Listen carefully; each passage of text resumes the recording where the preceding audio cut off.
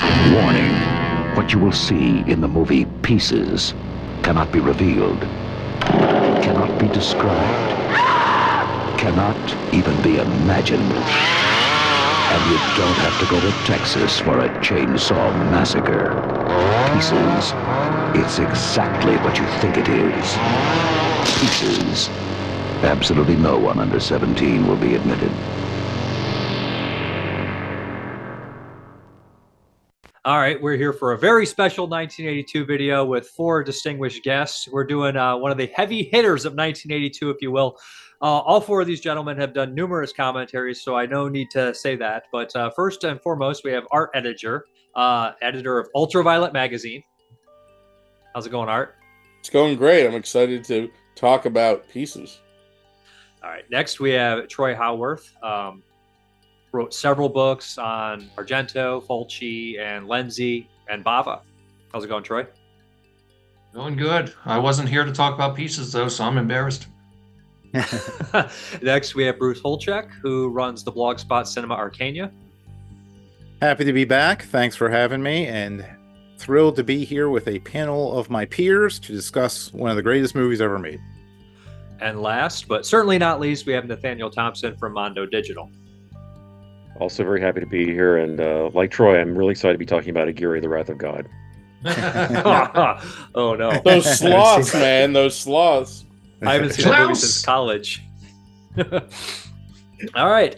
I guess we'll just hop into this. I guess want to talk about a little bit of the pre-production. The plot's pretty simple. A madman starts... What? A madman starts hacking up college students and making his own kind of crazy jigsaw, if you will. So the pre-production, I guess, right? Sure. I heard something about Last House on the Left, right? Well, so it's funny because actually this movie started life titled Jigsaw. The original outline for it did. So it was sort of a project put together by distributor Steve Manasian and distributor Dick Randall, who were sort of getting into the producing side of things. So Dick Randall, if you don't know, he was, he ran Spectacular Trading Company. He started life, he was born Irving Rubin in 1926 in New York.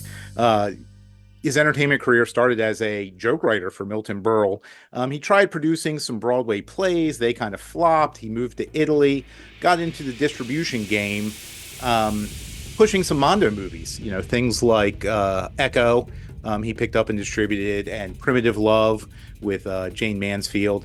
And those did pretty well for him. And then he kind of started moving into actual producing. He did some gialli, like The Girl in Room 2A, some hard titles, Frankenstein's Castle of Freaks, things of those nature, and really kind of moved on into every conceivable genre, sexploitation, a bunch of kung fu movies, even really wackadoo items like Wang Wang's was it 00 Half in For Your Height Only, James Bond spoof with a Filipino little person, which is an absolute riot.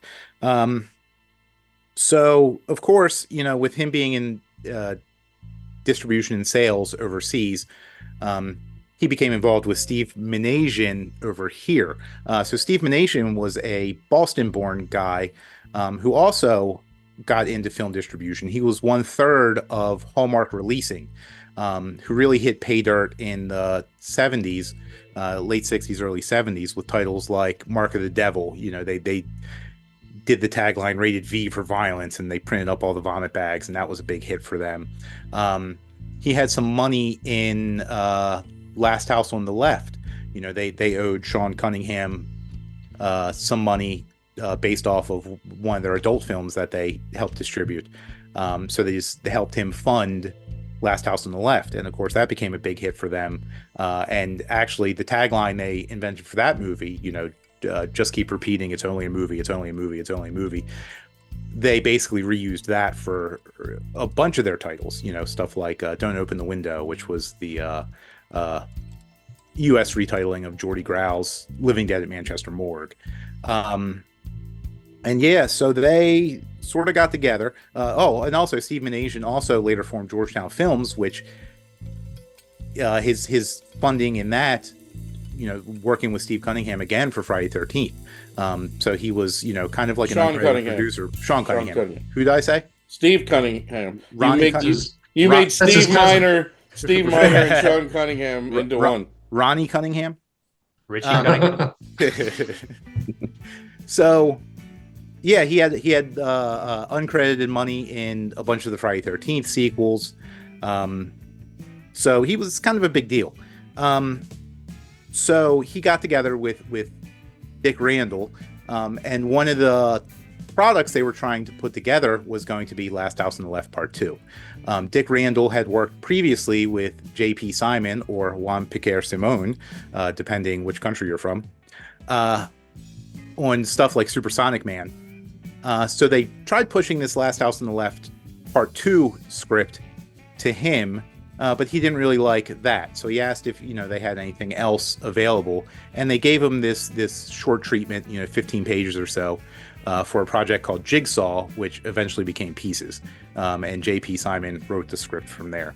Now, before we get off of that topic, do any of you guys want to talk about the proposed script for Last House Part 2? Art, I know you are the resident Last House expert.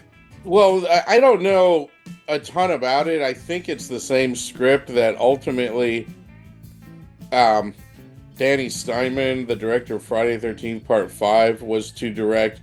And my only knowledge of it is that it involves some kind of summer camp setting and really was kind of an in-name only sequel to Last House on the Left. Yeah, which would kind of make sense given the market trends at the time and the fact that Manasian just made so much money off of Friday 13th, and that was such a success. It kind of it's a no-brainer. They would try to replicate something along those lines. And I mean, it's you can kind of say that Pieces, while it's not a summer camp movie, it definitely sort of goes along those trends of the times. It's kind of like, what do kids like in movies? What's popular in movies right now? Oh, they love slasher movies. They love gore. We'll have it be teens. And what else? Popeye. They love Popeye. Right. Like what else do they love right now? Aerobics. Let's put some aerobics in there. What else is popular? Kung Fu. All right, we'll have some Kung Fu. They like fast food. Here's some Wendy's, and It's worth mentioning too that in this mix, you mentioned Last House Part 2. Funnily enough, Hallmark had released a totally disconnected film under that title, a film called Twitch of the Death Nerve, Bay of Blood, Carnage, whatever title you prefer, by Mario Bava. And that's, worth mentioning in this context, because obviously Pieces is a movie that fits into kind of what you could call kind of the global giallo films that were being made in other countries outside of Italy that have a definite giallo influence. But you mentioned Dick Randall as well. Dick Randall has his own connection with Bava because, of course, he was involved in a very unlucky film that Bava did in 1969. It didn't come out until 72, called Four Times That Night, where Randall actually plays one of the lead characters. It's kind of a Rashomon type story about a date gone wrong told from four different perspectives, and he plays the pervert doorman that tells his version. And basically, Dick Randall, if you look at the movies that he's made, and he does cameos in a variety of films that he produced, but if you watch him in Four Times That Night, Dick Randall looks exactly as you would think he would. Right. We should also mention that Juan Piquer Simón had his own distribution company in Spain, and he said he's responsible for the cover art of Bay of Blood, so there's another tie-in right there. And we should mention, he mentioned a person that's not credited in the Pieces anywhere I could find, of an Italian producer, Tominio, I can't think of his last name, but he mentioned him, and I'm not seeing his credit anywhere in Internet Movie Database when I tried to look it up, coming to him with the movie in Italy, like an Italian producer of sorts, and I can't find his connection anywhere after he mentioned It's his not name. uncommon for these things to have uncredited producers and even strange kind of arbitrary arrangements. Sometimes these things are credited as Italian-Spanish co-productions, and very often there's no actual Spanish money in it because the Spanish film industry was comparatively rather cash-strapped, but they could make some arrangements for locations or crew and actors and things like that, distribution. So it's really not unusual for there to be a lot of cooks in the kitchen that aren't even credited. I mean, if you just go by IMDb, believe me, that's a slippery slope. It's not a bad place to start from. but there's a lot of misinformation there and a lot of things that haven't been corrected. Right. So speaking of wonky credits, so one of the co-writers of the script apparently for years was rumored to be Joe D'Amato, Aristide Massachese. All through the fanzine years, even in the early internet years, everybody was like, oh, there's this guy on here, John Shadow, that's actually Joe D'Amato. Apparently that was a pseudonym that D'Amato had used on like an early Decamerotic that he had worked on or something along those lines. So people just assumed it was him using it again, 2 decades later or whatever, or maybe only a decade later. But apparently, according to the internet now, that writer is actually Roberto Yoloya, who had done some Euro crime, and apparently he uncredited worked on Rabid Dogs with Mario Bava. I don't really know much about him, but I always thought it was funny that literally at least a decade into maybe into these movies, it was always mentioned that Joe D'Amato was one of the co-writers of this movie, which has been debunked since. If he's the guy I'm thinking of, he is a former business partner of Alfredo Leone, which all makes sense because Leone, of course, was drafted in as a producer on 4 Times That Night, which involved Dick Randall. So all these guys were kind of connected. But Loyola, if memory serves, I might be getting this wrong, but I think he's the one that kind of stabbed Leone in the back and went off and got the rights to the story for Rabid Dogs, which caused a big rift between him and Mario Bava. And the film ended up being a very unhappy production. As you know, it wasn't finished, wasn't released during Bava's lifetime. So that could be the guy that I'm thinking of, but he apparently was a little bit of a sketchy character. So it's quite possible. Well, and Alfredo Leone being no stranger to sketchy characters himself. No. We will say no more unless we want to get sued. But yes, this is true. We passed pre-production. Anybody have anything else to mention? I should just add that the actual shooting script for Pieces was also only 15 pages. Yeah. It seems a little thick. Yeah, and somehow still took them 5 weeks to film. Yeah, I think they had said that a lot of the stuff was kind of improv on set, kind of made up on the fly. The movie itself is kind of all over the place, I think, which is really one of the most endearing things about it. But yeah, its coherence at times. Well, 3 of those weeks were devoted to Paul Smith polishing his chainsaw. Obviously, right. Willard. I hate that. It's so funny. It's like we have to make this guy seem like a uptight, rich, kind of smart, intelligent asshole. Willard. That's how he talked. That was his voice. Edmund Purdom. We should definitely mention Juan Piquer Simón. Talk about his career before this, which is really weird. He did some horror movie. He had definitely his hand dipped in some horror films, but he was mostly known for like adventure films. Mm-hmm. In the early 80s, he did Mystery on Monster Island, which has Peter Cushing and Paul Naschy and it's Terrence Stamp, if I remember correctly. It's kind of a fun, goofy kids movie. This year, he also did one called Sea Devils, which is not as good as Mystery on Monster Island, which has Frank Braña in it, and Ian Serra is in both those movies, who appears in Pieces as well. And then he would go on to be in his E.T. one, which are all kind of, E.T.'s the weird one. I don't know what the hell is going on with that movie. But these adventure movies. He also had the other one I think Art mentioned, Where Time Began, or A Fabulous Journey to the Center of the Earth, the Jules Verne thing, right. It's funny, by the time I saw Pieces, I had already seen Slugs on cable. So Pieces actually wasn't even my first J.P. Simon movie. So, and I've always really had a soft spot for Slugs, based on a Sean Hudson sort of splatterpunk novel. Some may say it's not exactly a perfect adaptation of it. Which I believe actually the novel itself had a sequel called Hunting Ground or something, where in the sequel, apparently the slugs, not only do they bite you, but they also, their venom turns you crazy or something. So they turn into wild sex maniacs, murderous sex maniacs. So I'd love for someone to actually do an adaptation of that one at some point, but sounds like Shivers. I was going to say, I can't see it happening these days. But I had seen that before I saw Pieces. I was, when that thing hit cable, or actually, they didn't run cable to my neighborhood when I was a kid, so we had one of those big hunkin' satellite dishes.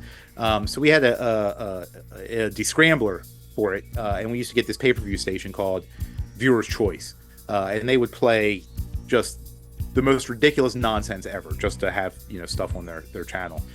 So that's where I first saw like Michele Soavi's Stage Fright and Argento's Opera, and then plus all those weird like fashion gialli from the late '80s, like Obsession and Taste for Fear, and stuff like that, and just total trash. But it seemed like they picked like every new horror movie that was coming out. So Slugs was one that I saw in there, and always really loved. And another one I really liked later was sort of his post-abyss underwater monster mash movie. It was released here originally on VHS called Endless Descent, but it eventually hit Blu-ray as The Rift, which we can sort of thank Nathaniel for, but I'll let him talk about that in a second. But yeah, it starts off like kind of, just sort of like an underwater adventure movie. But then like somewhere about halfway through, it turns into this really gory, wild monster mash. Effects by, I think, Colin Arthur, I think was his name. The British special effects guy who did I think he worked on like Life Force and stuff like that. But yeah, it's a real kind of like gooey, weird monster thing. So I've always had an affinity for that one as well. So yeah, besides this, I would say those are the two Juan Piquer Simón movies to really check out. Yeah, Cthulhu Mansion too, but that's kind of a little lackluster. I don't think you ever reached the heights of Pieces, to be honest. Slugs and Riff, I think, are the next best for me, at least, personally. So yeah, like Nathaniel, do you want to talk about the Rift real quick? Well, yeah. And also, very few films actually do reach the heights of Pieces, so there's no shame in that. But as you know, the Endless Descent, now The Rift, it wound up becoming the property of MGM. But I guess my role in it was just basically just that I really championed it to be put out on Blu-ray by Kino Lorber, because it actually hit the MGM HD channel, and nobody was really talking about it because they changed the name on it. Nobody seemed to know what it was. But yeah, we managed to push that through. And that's back when Kino was working a lot with the Olsens as well, and so they sort of worked hand in hand in tandem getting that on Blu-ray. So basically sort of banging them over the head until they decided to release it. That and the Apple, I'm really proud I managed to get out there. So. Yeah, I get a text from Nathaniel one day. He's like, "Yeah, I did you a solid. We're getting the Rift on Blu-ray." I'm like, "Are you kidding me?" I'm like, because I've been begging him. I said, "Oh my God, MGM has it. Why is nobody licensing this?" But yeah. So thankfully, it's out there for the world to see these days. And now we'll get a Kino UHD at some point, hopefully. So. Fingers crossed. Does anybody want to mention anything about Juan Piquer Simón? Any interesting stories, any interactions, or anything like that? Well, shouldn't we mention Satan's Blood as well? Oh, another great it was one. His first one, right? Yeah, he produced it. He didn't direct it. Did he write it as well? Co-write it or something as well, or did he just produce it? Okay. Yeah. Yeah, that was another video favorite. That was another one of those kind of movies where you just rent on VHS, and it was on the All American label, which is a subsidiary of Mogul, and they released like a lot of Eurotrash, and they released a couple other Steve Manager movies too, and a lot of Dick Randall holdings. But yeah, Satan's Blood was just one of those ones where I picked it up because of the label it was on, and was just really, really surprised at how solid of a movie it was. Like every now and then, that label would really deliver on something that you had no expectations of whatsoever. Well, I was friends with an older gentleman, Ben Tater, who had dubbed a bunch of movies in Spain, and he knew Juan Piquer Simón. He had dubbed Journey to the Center of the Earth, and when Ben lived in Spain, he was friends with Juan Piquer Simón. I tried to get him to tell some stories about him. He didn't really have anything too fascinating to say about him other than that he was a good guy, etc.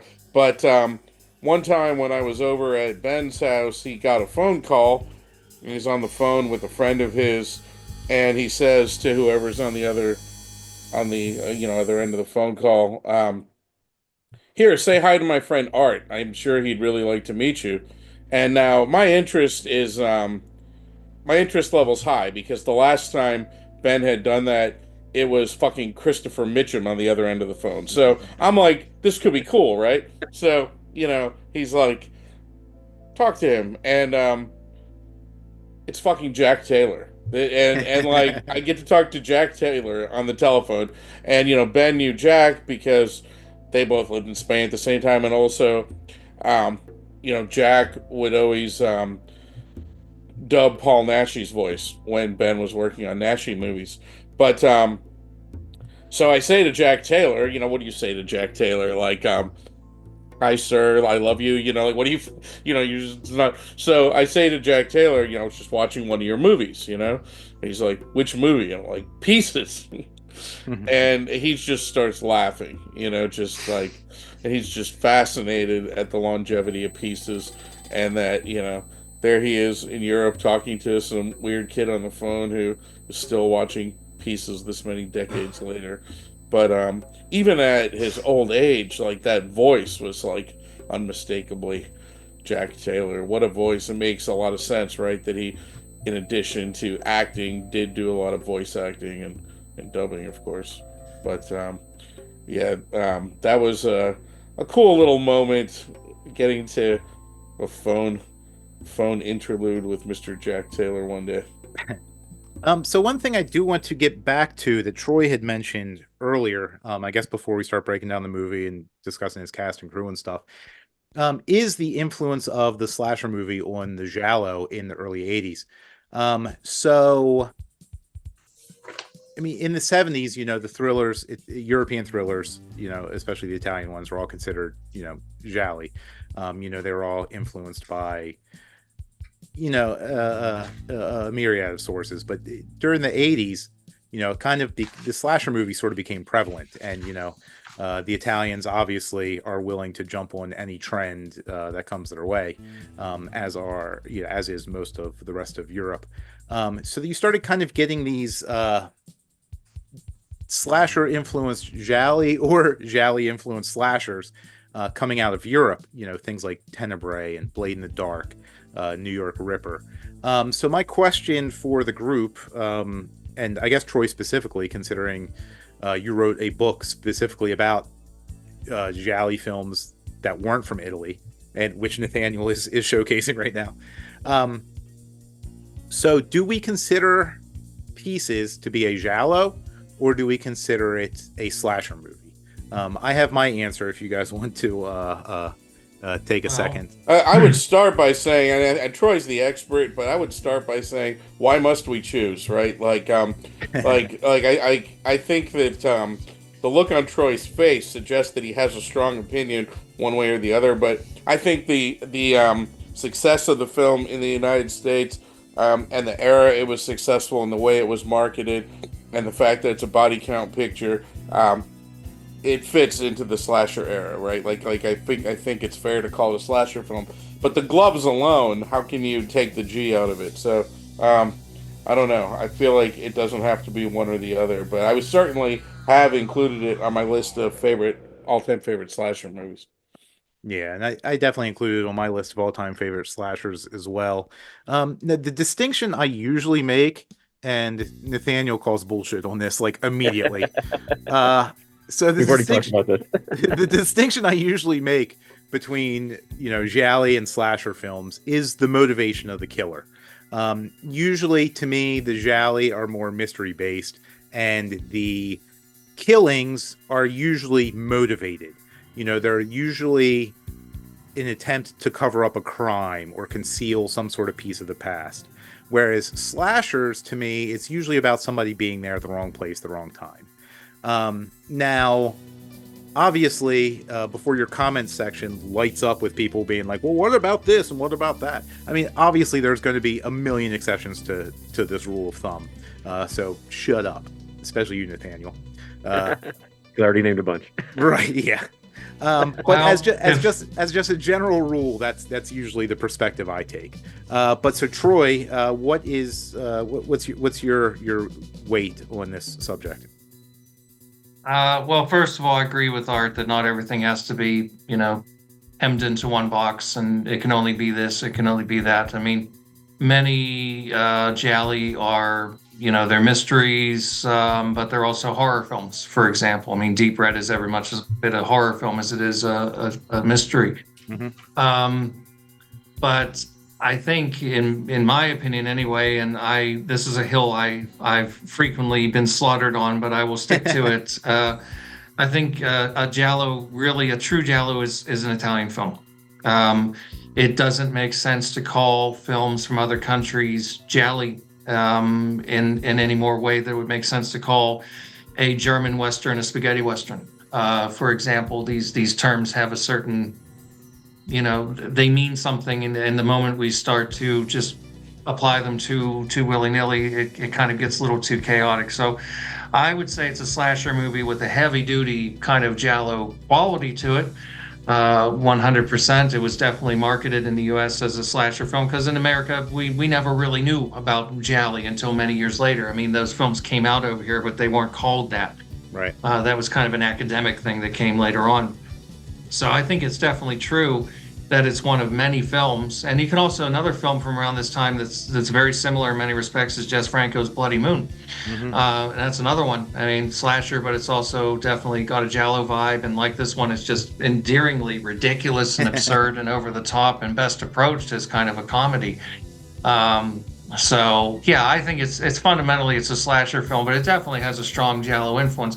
I mean, the whole giallo kind of chain, you're going all the way back to sort of, classical murder mystery, Sherlock Holmes, Agatha Christie, then into the film noir, and then the Krimi films from Germany, and the gialli. All these films are kind of influence each other in different ways. There were gialli that were German co-productions that are also Krimis effectively, and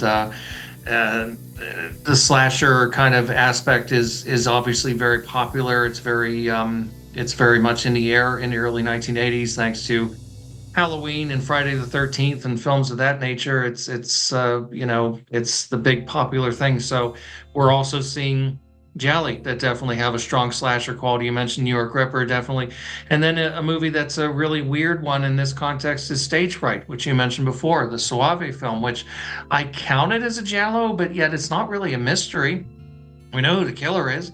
Right. It's more based on the murder set piece. To me, the difference is an aesthetic one. I think the giallo films tend to kind of have this kind of strong stylization to them. It's not so much a question of any kind of psychological motivation or anything of the nature of that. It's the country principally, and it's also that kind of stylization. That's kind of how I look at it. Nathaniel, did you want to add in? I don't have much to say. I can add in just a tiny bit, but go ahead. Well, I would just add that if you look at this is a crucial year because in '82 this is when there was kind of this back and forth between the giallo and the slasher, especially in Italy, because you mentioned you've got New York Ripper, Tenebrae, but also you had like Brian De Palma sort of doing back and forth between Dressed to Kill, sort of a slasher and a giallo influenced film, but it's also a proto-erotic thriller. It's really hard to categorize stuff around this period, and then of course after this you get something like Phenomena, which is giving people aneurysms trying to figure out what the heck categorize that as. So yeah, it's really hard. I think Pieces is like a 50-50. It's kind of got one leg in, one leg out, because like I said, to me it's very much in the tradition of like these kind of absurdist gialli proto slashers like Eyeball and Torso and things like that, where they're not technically slashers, but they sure feel like it. They might as well be. They're proto slashers, but also gialli. So this to me is like the Spanish version of that. So yeah, yes and no. I feel kind of similar. Like when I was looking, and I actually wrote down giallo influences, just thinking about it, I was like, well, the killer's dressed as one. And there is a character who's not a police officer helping in a police investigation, which is very, very much that trope. Right. But then you got the producer, Steve Meyerson, who did the Friday the 13th movies. And then you have characters who are complete nobodies getting massacred, which could be a gialli, but it's more likely going to be a slasher.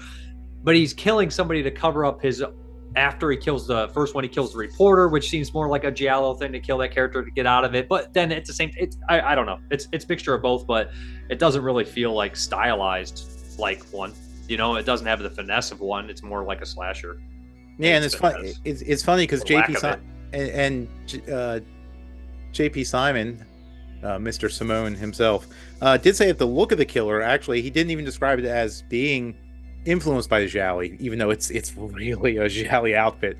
He said he was actually influenced by the old comics, The Shadow, and then went on to say that the more recent one with whichever bald one it was just terrible, and they didn't get any of it right.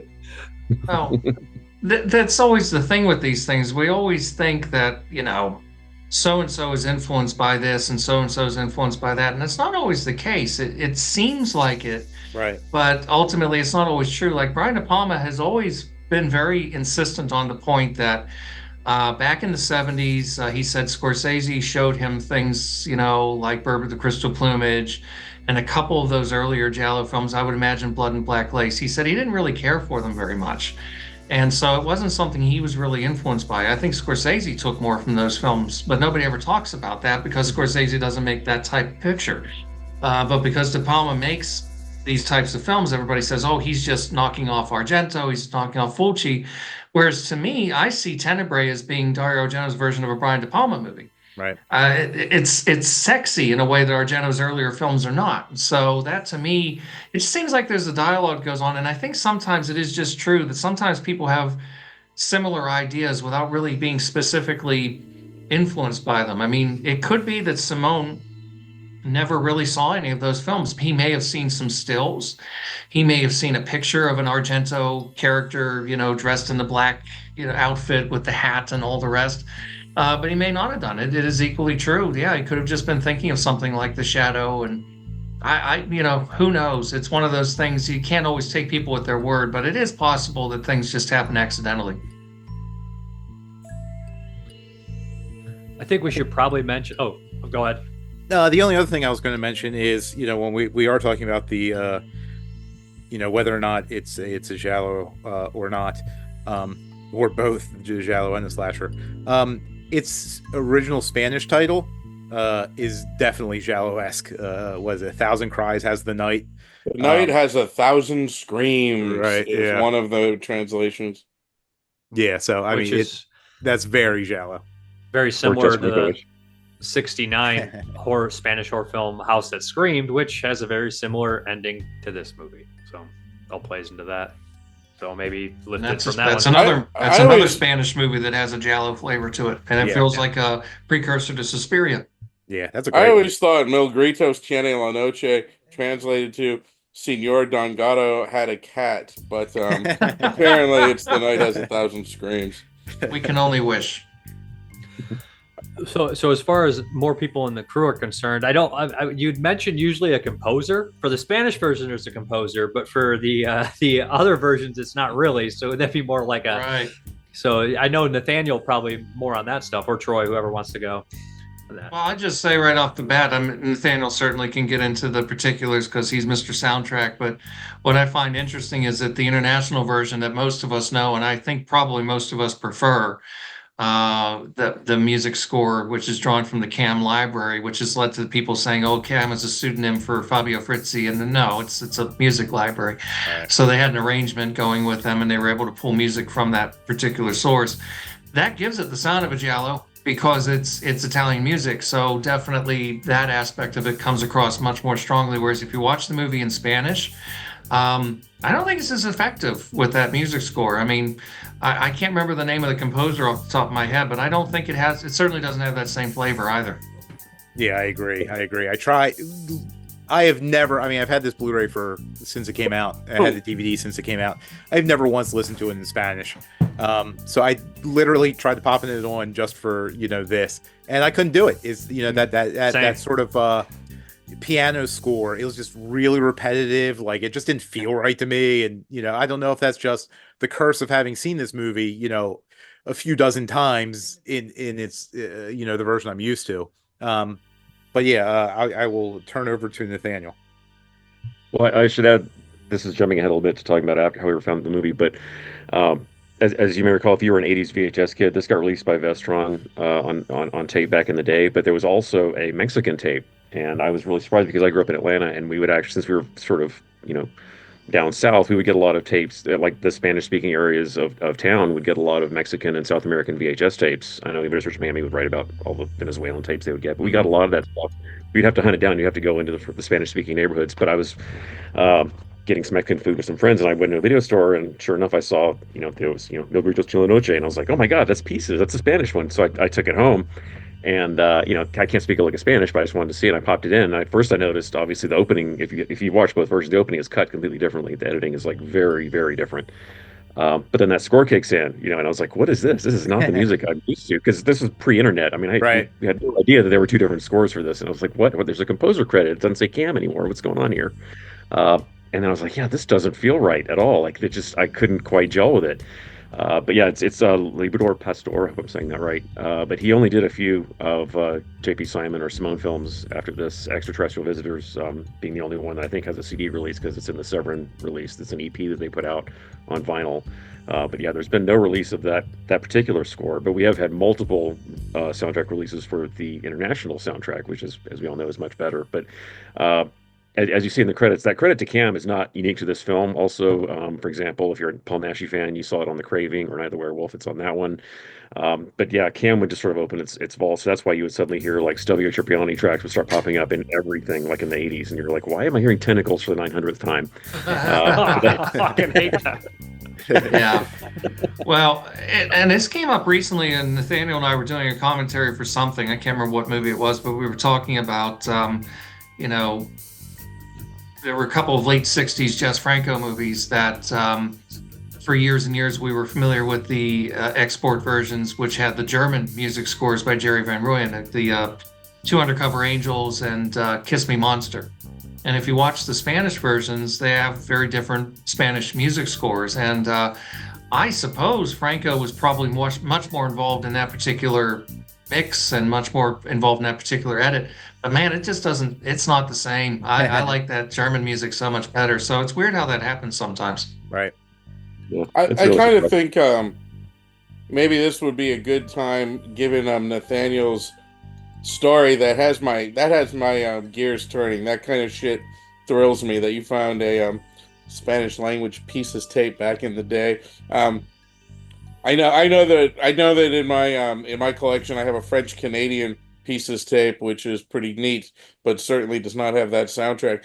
But I'm just kind of curious what if you all remember what your like first memories of of being aware of this movie were, because I definitely know what my first two points of awareness of this movie were. My grandfather's birthday was December 23rd, and we would always go to New York City when I was a kid.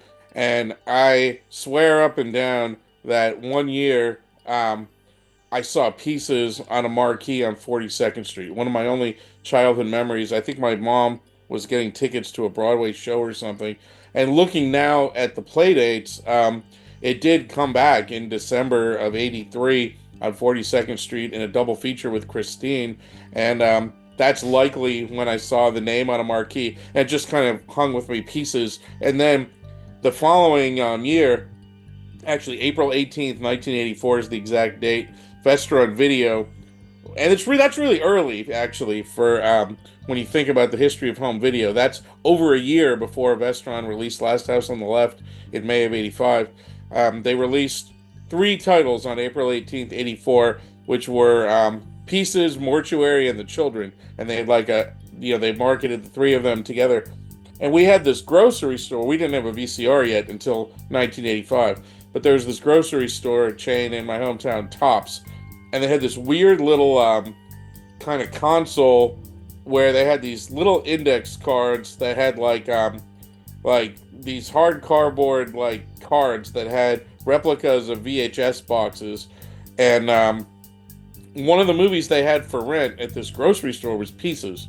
And I would constantly, when my mom was grocery shopping, I'd be looking at the movies that they had to rent. And I just thought that this Pieces movie just looked so crazy. This VHS tape, and I'm glad I don't get rid of this stuff, because it just you can't, this isn't gonna show, but these tapes, just the spine, the simplicity of the red on black, and the description on the back of the box, which is totally ridiculous, just reeled me in as a kid. So the little card of the box at Tops when I was probably in the end of 3rd grade, beginning of 4th grade, that and seeing it on a marquee, those are my first 2 moments of awareness that this movie existed. I didn't see it till a few years later, but I wonder if you all recall when you first became aware of this classic film.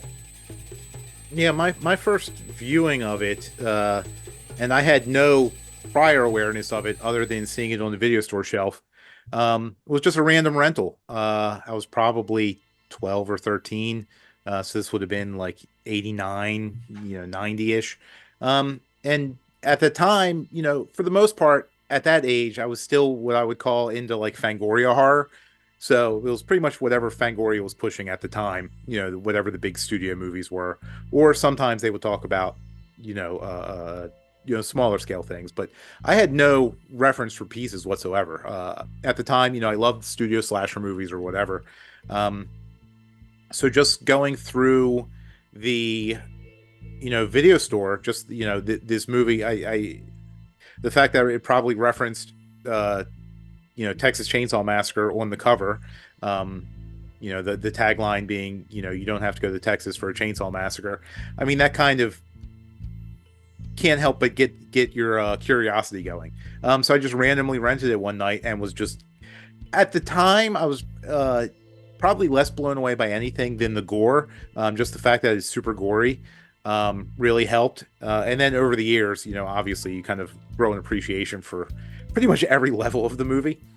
But yeah, at the time, I didn't know who pretty much any of the cast were. It's funny because, as we'll get into the cast members, like my point of reference for every single person in this movie was Pieces for like the rest of my life.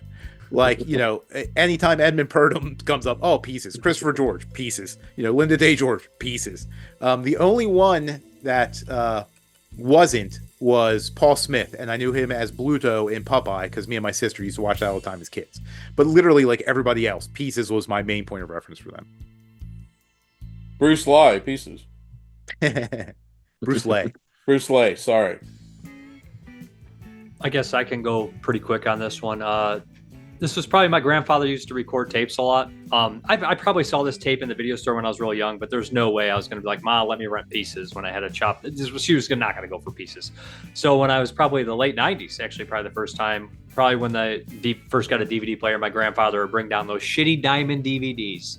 He'd pick them up for a couple bucks. Hey, bring Dave down a couple horror movies because, grandpa, he didn't care. He loved horror movies, so he'd bring down stuff. And that's how I probably saw House by the Cemetery and Pieces. Probably originally saw that on that diamond crap quality DVD in the probably 98 or 99 or something like that. And I was watching a lot of weird stuff at that time, Tempe stuff. So I probably didn't think that much that it was that weird, because I didn't have any context to it. So I liked it, I think, but it's been so long. I was a more of a classic horror film fan when I was little. I grew up on Hammer Films, Universal Films, Vincent Price, that kind of stuff. So I used to see it on the shelf, of course. I think it was mandated that every video store in North America had to have at least one copy of Pieces. So I used to see it, but I didn't care because that was the type of thing that, for a period of time, I just wasn't really into.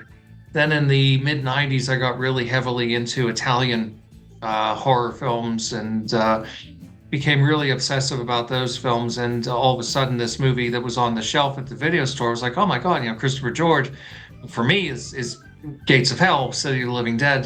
He's that's my big Christopher George connection. I thought, wow, I've got to see this thing. So I rented it out, not really being aware of much about it, and certainly not being aware ahead of time what a strange film it was. I didn't like it at all when I first saw it. I have to admit, I thought it was terrible. I thought it was ridiculous. I got to the ending and I said, oh, fuck this shit. This is ridiculous. And I was not a fan at all. And then, I don't know, it was one of those movies that, it used to show up on DVD and all the different sets. And I just ended up seeing it again a couple of times. And I realized, boy, this thing is dumb as a bag of bricks, but it's a lot of fun. And I just fell in love with it eventually. It worked its charm on me, but not the first time around. Well, I guess I should go next. What time left? Yep. So my exposure to this film came way before I saw it. As I said, I grew up in Georgia, and there was a theater that was like one of the earliest fourplexes, and they would always show like three of the screens were always devoted to like Hollywood stuff. So it'd be Raiders of the Lost Ark, whatever, The Toy, whatever was playing, and one screen was always showing like some crazy whatever thing that happened to be playing. And so like they would run Make Them Die Slowly would be playing, or Gates of Hell, all that stuff, and Pieces was one of them. And I remember like, in the radio of my parents, like all of a sudden the radio spot comes on, and it was like, you don't have to go to Texas for a chainsaw massacre, like Pieces. And I was like, ooh, I wish I could see that. But I was like 9 or something. So no way. And they were very strict about if you're under 17, you couldn't get in and see these movies. So they had a lot of mystique around them. And then you get like just wacko stuff like Night Train to Terror showed, for like 2 weeks for some reason. It was really popular. I don't know why. It was that crappy hand-drawn poster looking thing. Have you ever seen that one that they had? But yes, it was kind of a magical period. But I couldn't see Pieces for a long time. But then when the tape came out, it was kind of hard to find, at least in Georgia for a while. But I did track it down. I think This was pre-Blockbuster. I think Movie Gallery had it, but by that point, they didn't really care about age restrictions. So whatever, as long as you look like you could maybe kind of grow a mustache, you were fine. You could rent it, and but I remember being sort of surprised because I think that and Beyond the Darkness, back when it was called Buried Alive from Thriller Video, and Macabre when it was called Frozen Terror, I remember I saw those all within about a year, and they all had the same ending as Pieces. Like every single one of them all involves like a dead body suddenly going like and like grabbing somebody. And I was like, what? God, I was like, Italy's just weird. They don't know how to end their movies, or Spain in this case. But it was kind of a weird coincidence. But by the time I saw it, I was kind of blown away. The Vestron tape, as you probably remember, kind of looked like ass. It was like really not a good transfer at all. But I still had a great time with it. I didn't expect it to be funny. Like it took me a while for it to sort of sink in that like it was goofy. And kind of the same thing with like Bloody Moon, for example. Like I was just sort of baffled for a while until I suddenly started like just chuckling like halfway in, and then I fell in love with it. But some of these movies, you think you're going to be watching a really super scary horror movie, and then you're just like, wait, no, and then it becomes like a big party film. And Pieces was one where like we would just show more and more friends in high school. We'd come over, just like be like what the movie you throw on at the end of the night. When you're kind of punchy, it fit the bill. But yeah, but again, it was kind of built up in my head before I even saw the movie for years, so I was not disappointed. Yeah, I'm kind of surprised to hear that you had problems finding it, because much like Troy, it was literally in every video store I went to. Not in Georgia. Like we had I didn't realize how great my childhood video chains were, and I've talked about it to death, but like it is still hard today for me to think of certain tapes as rare because I just rented them from a well-lit mainstream video store, including, Mogul tapes, Sun Video tapes, etc. But when I finally watched Pieces, which was in middle school, I don't know, maybe 7th grade, my mind was blown. I remember the way it made me feel, that from the opening to the closing, I was howling the whole time. I thought it was hilarious. I was expecting like a super sick, like in-your-face kind of experience, and it was gorier than most things I had seen. I mean, it's gorier than most things today, right? But God, from the opening to the end, and I was already like becoming a fan of dubbing. Like a good friend of mine and I were obsessed first with like the later wave Godzilla movies, and something like Godzilla versus the Smog Monster. Like the dubbing in Pieces is like masterful, right, compared to something like that. So like, I was a budding young fan of ADR and dubbing. It just always adds to a movie. But man, it was Pieces like I had never seen anything like it, and to this day, there's not a lot like it, right? Like it really is a zany fucking movie, and like if you've ever seen it with an audience, yes, we're jumping around, but only one time did I get to see it in 35 millimeter. We booked it here, a double feature with Nightmares and a Damaged Brain, when I was briefly booking movies here, and Grindhouse sent us prints of both. This was on November 27th, 2002. And in the beginning, when the skateboard girl is approaching the mirror, I was so overcome with emotion that I was finally seeing Pieces on film that I actually started crying. Like I started like tearing up. I'm like, I'm fucking seeing Pieces on film. It was in this beautiful like 400 screen theater, but like the 400 seat, not the screen. Pieces is your version of Taylor Swift. I love it. I mean, no, it's like the kind of emotions I have when I see a band I love, like But yeah, it seeing that movie with an audience, the certain scenes, of course, but like that final scene where the audience just goes wild and just howls at that scene. Like it's just it's movie magic through and through. Yeah, and, I've seen it 3 times on 35 millimeter, and it just kills every time. And the other thing that's always weird to me is how many people at those screenings had never seen the film before. I know, what kind of childhoods did these people have? I mean, like, what the fuck were they doing? They were watching childhoods. Yeah, they were watching sports, or like I don't know, like real movies. But like, I shouldn't say that. I don't believe that. I take that back. Strike it from the record. Strike that from the record, Your Honor. No, I fucking like. I adore Pieces, and like the kind of horror fan who like poo-poos a movie like Pieces. They always have the dumbest shit listed as their favorite genre films. It's always the most basic bitch studio nonsense. Like, fuck you, dude. Like, oh, you don't like Pieces? Okay, like, and there's some fine people, I'm sure, who don't like pieces, but generally speaking, I'll pick and choose, but Sound like you're running for office. I'm sure there are fine people who don't like this film. I'm sure there's fine people. There's fine people on both sides. That's exactly what I thought about when you said it.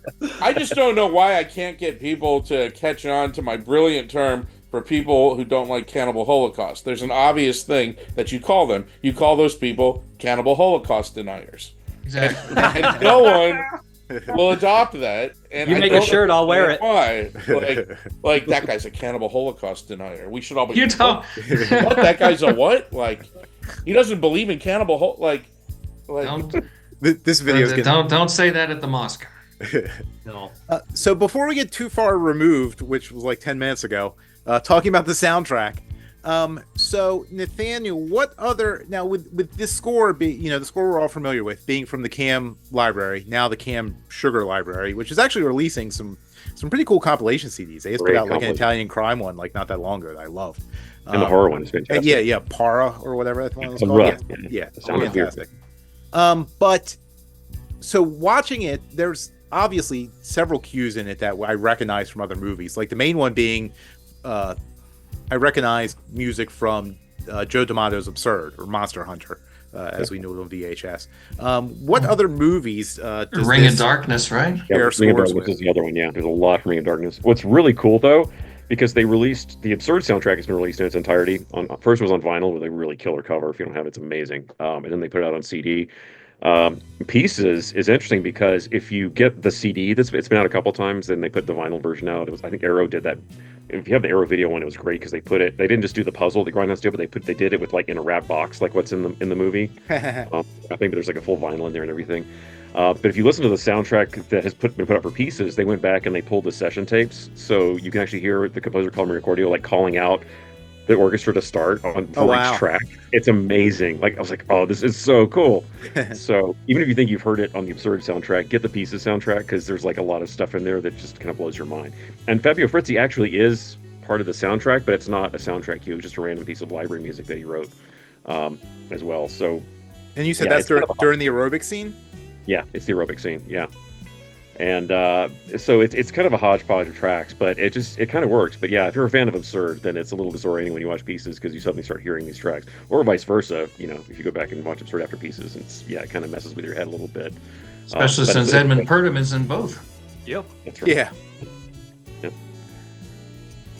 But yeah, definitely get the soundtrack wherever you can. If you passed on it because you thought you had the music, get it anyway. It's amazing. Kind of have a murderer's row in the cast here, so I guess if we want to move on, we can probably tackle Christopher George first. I think he's probably the biggest name as far as horror is concerned. Or do we want to start with the opening scene with May Heatherly? We could. I mean, if we go to the cast, we can actually talk about the scenes, our favorite scenes with these actors while we go through. Okay. We can do May Heatherly first if you'd like. We know we talked about her for Cannibal Apocalypse a bit. Yeah, we did. So basically, I mean, she was an American actress, or she grew up in America, but then moved to Spain at a pretty young age with her family, like in the 40s. And she later came back to the U.S. in the 60s, trying to pursue acting. Mainly did a lot of TV appearances. A couple episodes of Man from U.N.C.L.E., stuff like Gunsmoke, My Three Sons. But she wasn't really taking off, the way she was hoping to. So she returned to Spain and started moving into some international productions. She was in stuff like Open Season, Peter Collinson movie with Peter Fonda and John Philip Law. Pretty sick movie, actually. I watched that on your Plex, Dave. It's a good movie. Yeah, I have an old like DVD that I haven't watched in 20 years. She was like in Umberto Lenzi's From Hell to Victory, which, to bring it full circle, isn't that the movie that they go, John Morgan, Giovanni Lombardo Radice, Cannibal goes Apocalypse, to see in the theaters? It's a Lenzi Cannibal movie, Apocalypse, right? Yeah. Right. I think that might be From Hell to Victory. But she was in, Edge of the Axe and Beaks the movie and stuff like that. But really, her biggest role, as far as I'm concerned, was in Cannibal Apocalypse. She plays the nurse that bites the tongue off the doctor and joins the cannibal club in Cannibal Apocalypse and run around the sewers and stuff with them. It's funny because I never made the connection that she was the same actress until we were actually preparing for it Cannibal blew our Apocalypse. mind. Like I And I was remember, just, like, what? yeah, I'm just No like, way. wait, that's the mom from Pieces? Are you kidding me? But yeah, the opening scene with her, in 1942 Boston, it kind of sets the tone for the kind of movie that you're getting into, like, immediately. Because there's some anachronistic touches. I don't know if one of you other guys want to jump in a little bit on some of the silliness on display. I mean, I think even as a child, I'm like, I don't think they had touch-tone phones in the 40s. In fact, and I don't think they had plastic bags. Right. Yeah, the whole idea that she's sending multiple times, go get the plastic bags. I'm like, does he have a That time nudie machine? puzzle. Right. Nudie puzzle, probably not likely in 42 of that style. Well, there were some soldiers in World War II, though, so they might have. Oh no, that puzzle definitely would have existed in 42. Like that doesn't freak me out. It's the Well, I don't think the model would have looked like that, though. Well, that's true. That was not a 1942 looking model. That is not a 40s nudie pinup Good girl call. at all. Good call. Good call. It's a classic trope, right? We have the overly crazy mother that passes on that horrible, obviously taking out her resentment towards the father, who seems to be somebody that fooled around, and she was clearly having like a mental breakdown. In the middle of her mental breakdown, she gets axed in the head and gets her head removed. So here's a question for you guys. I'm pretty sure all of us, except probably Troy, had gone and seen Terrifier 3. Did you find the opening axe murder in Terrifier 3 to be a sort of homage to Pieces? When I was watching in the theaters, like the axe and her bold, the white of the eye, glaring through the blood from the axe wound in her head. When I was watching Terrifier 3, immediately Pieces is what came to mind. Am I the only person that thought that watching Terrifier 3? I thought Nightmares on a Damaged Brain, but yeah, it is a little bit. I did Pieces too. As well. It's well, very the fact Nightmares now that you mention it, I could see Pieces in there just because the shower scene, chainsaw scene, with the chainsaw as well. That was very Pieces. Mm-hmm. And we're not talking 5 easy pieces. We're talking Juan Piquer Simón's Pieces. I want you to hold it between your knees. I do want to laugh a little bit how much they hit you over the head in the opening of this. He's like, Humpty Dumpty with the pieces, then the broken mirror. And they're like, you got to get this in your head right now, because then it just, when the mirror breaks, he obviously snaps. It snaps him into reality. So anything else about the opening before we move? I want to talk about Christopher George a little bit, get to him. So the next scene in the movie, I do want to talk a bit, because I did. Crazy enough, I had some emails back and forth with the skateboard girl from the movie. So now the movie, like the first time you watch it, the way it's kind of structured at the beginning could be a little confusing. I mean, once you see it the second time, you're like, I get exactly what's going on. So the idea in the movie is that, obviously this kid killed his mom. He witnesses this girl crash into this mirror, and the breaking of this mirror kind of throws him back. It's sort of the catalyst for what happens next. It kind of shatters something in his mind again, reawakens these homicidal impulses, and of course he wants to put together his own jigsaw puzzle. He's trying to, I guess, recreate his mom, maybe, or just recreate a person. But it is handled a little weird. I have noticed some people find that, the structure of it a little bit confusing, because it shows him pulling out the puzzle, the bloody puzzle, and start putting it back together before it shows the stuff with the mirror and before it shows the first girl getting killed. But whatever. Once you see it the second time, you kind of figure out that that's what's going on. But there's no indication that he's seen it, though. That's the weird part. Like, there's no insert shot of like a guy seeing it happen. of somebody seeing it. Right. So like you sort of have to connect the dots and assume that's what happened. Right. So they should do a prequel where like another mirror breaks and he goes through this, but he gets away with it. Well, we've gone in the other direction now, where everything is so ridiculously over-explained and everything needs to have a prequel and a 3-part installment. I don't mind having to have an ellipsis in a film. Like, the movie's so goddamn goofy anyway. Who the hell cares if it doesn't make sense? I agree. We can piece it together, if you will. The movie just doesn't play by the rules of logic. It's its own internal kind of thing. See, now David Gordon Green's going to make the first piece. It's going to happen. I'm telling you. Oh, fuck, dude. 3 parts of that. He'll manage to fuck it up. I love it. I love it. Peace. That's the perfect title for number 1. Love it. There you go. Number 2 is Peace with a money sign. Right. Yeah. So speaking, Troy, going back to what you mentioned before about the IMDb being a good place to start. So the skateboard girl is actually credited as first victim.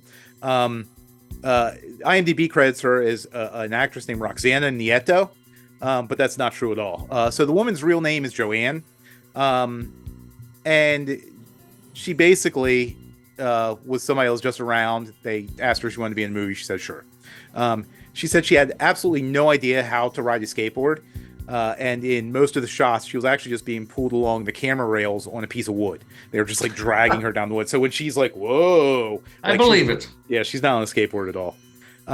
She says she did film a brief dialogue exchange that isn't in the movie after she crashes through the mirror, where they pick her up. They, ask her if she's okay, and she's like, "I'm fine." She's sorry about breaking the mirror or whatever.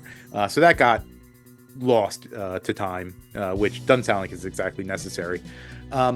So, and the other piece that a lot of people don't seem to put together is that she is actually, the skateboard girl is actually also the girl that's in the park. So she's actually the first victim of the movie, who we believe it's the gardener coming out with the chainsaw and chops off her head.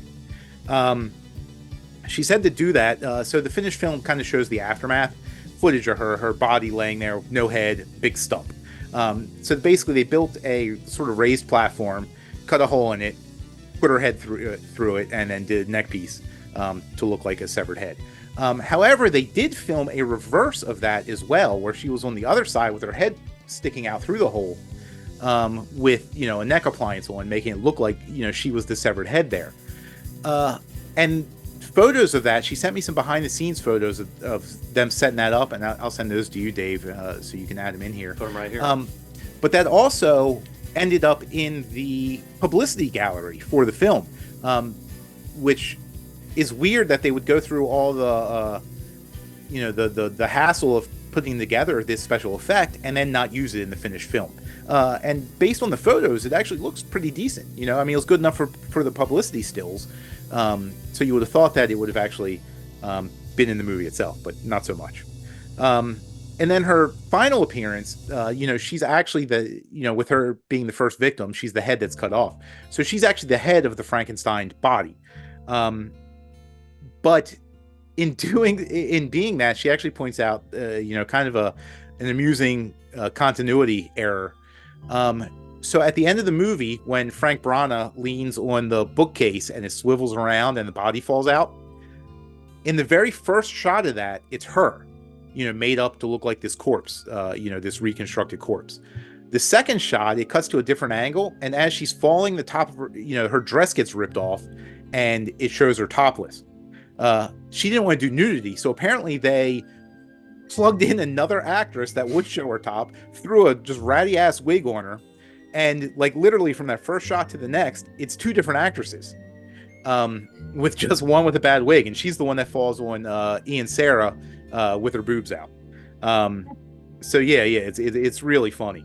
At the end of the day, she said she wasn't really a fan of the movie. She thought it was pretty bad, but she said she's not really a fan of horror movies anyway. But yeah, I always thought it was kind of interesting that some random nobody just happened to find out that there was a cult of this movie, 20 years after the disc came out, or 30 years after the movie itself came out, or 40 years, whatever. So I was very happy that she exchanged a few emails with me about this film.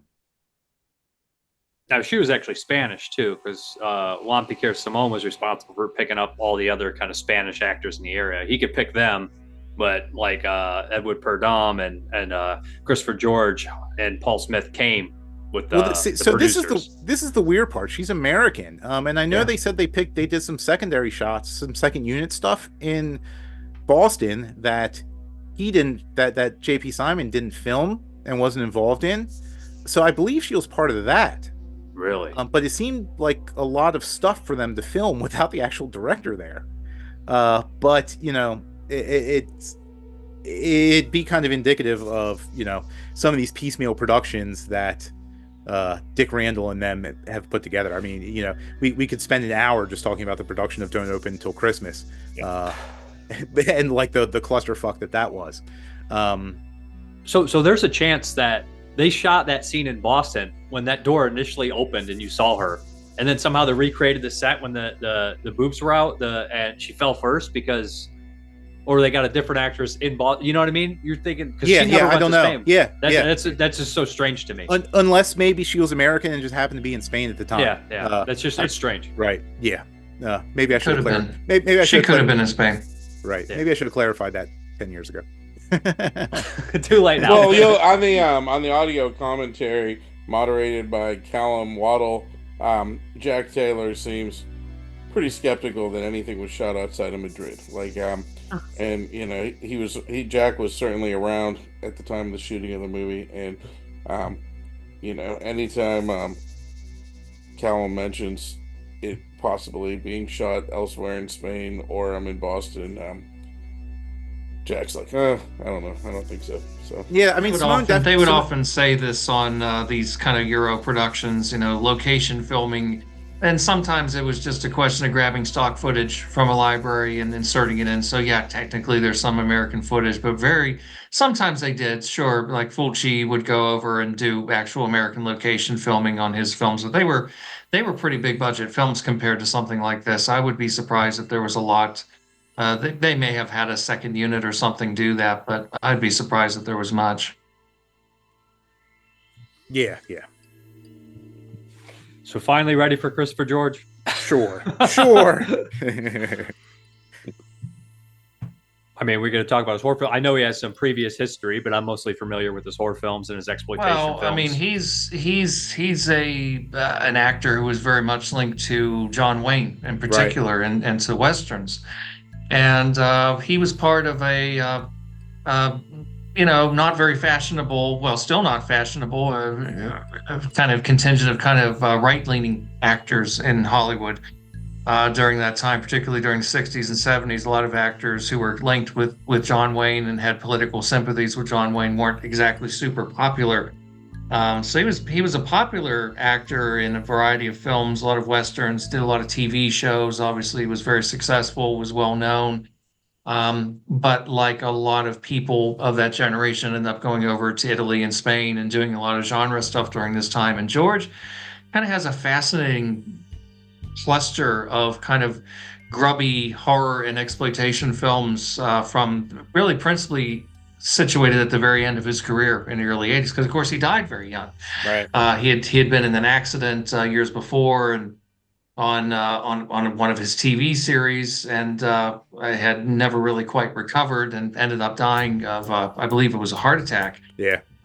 He was very, very young at the time, only about 50, something like that. Mm-hmm. And obviously he was married to Lynda Day George, and they were kind of like they were the Euro version of Bronson and Joe Ireland. You know, if you got one, each chance got the other. Don't know how it was that she wasn't involved in City of the Living Dead, but she's not involved in that one. But very often in a lot of the other pictures he did during this time, she would be there as well. And even into the late 70s, doing American genre films like Grizzly and Day of the Animals, movies I'm very fond of, the William Girdler nature attacks films that were very much inspired by Jaws.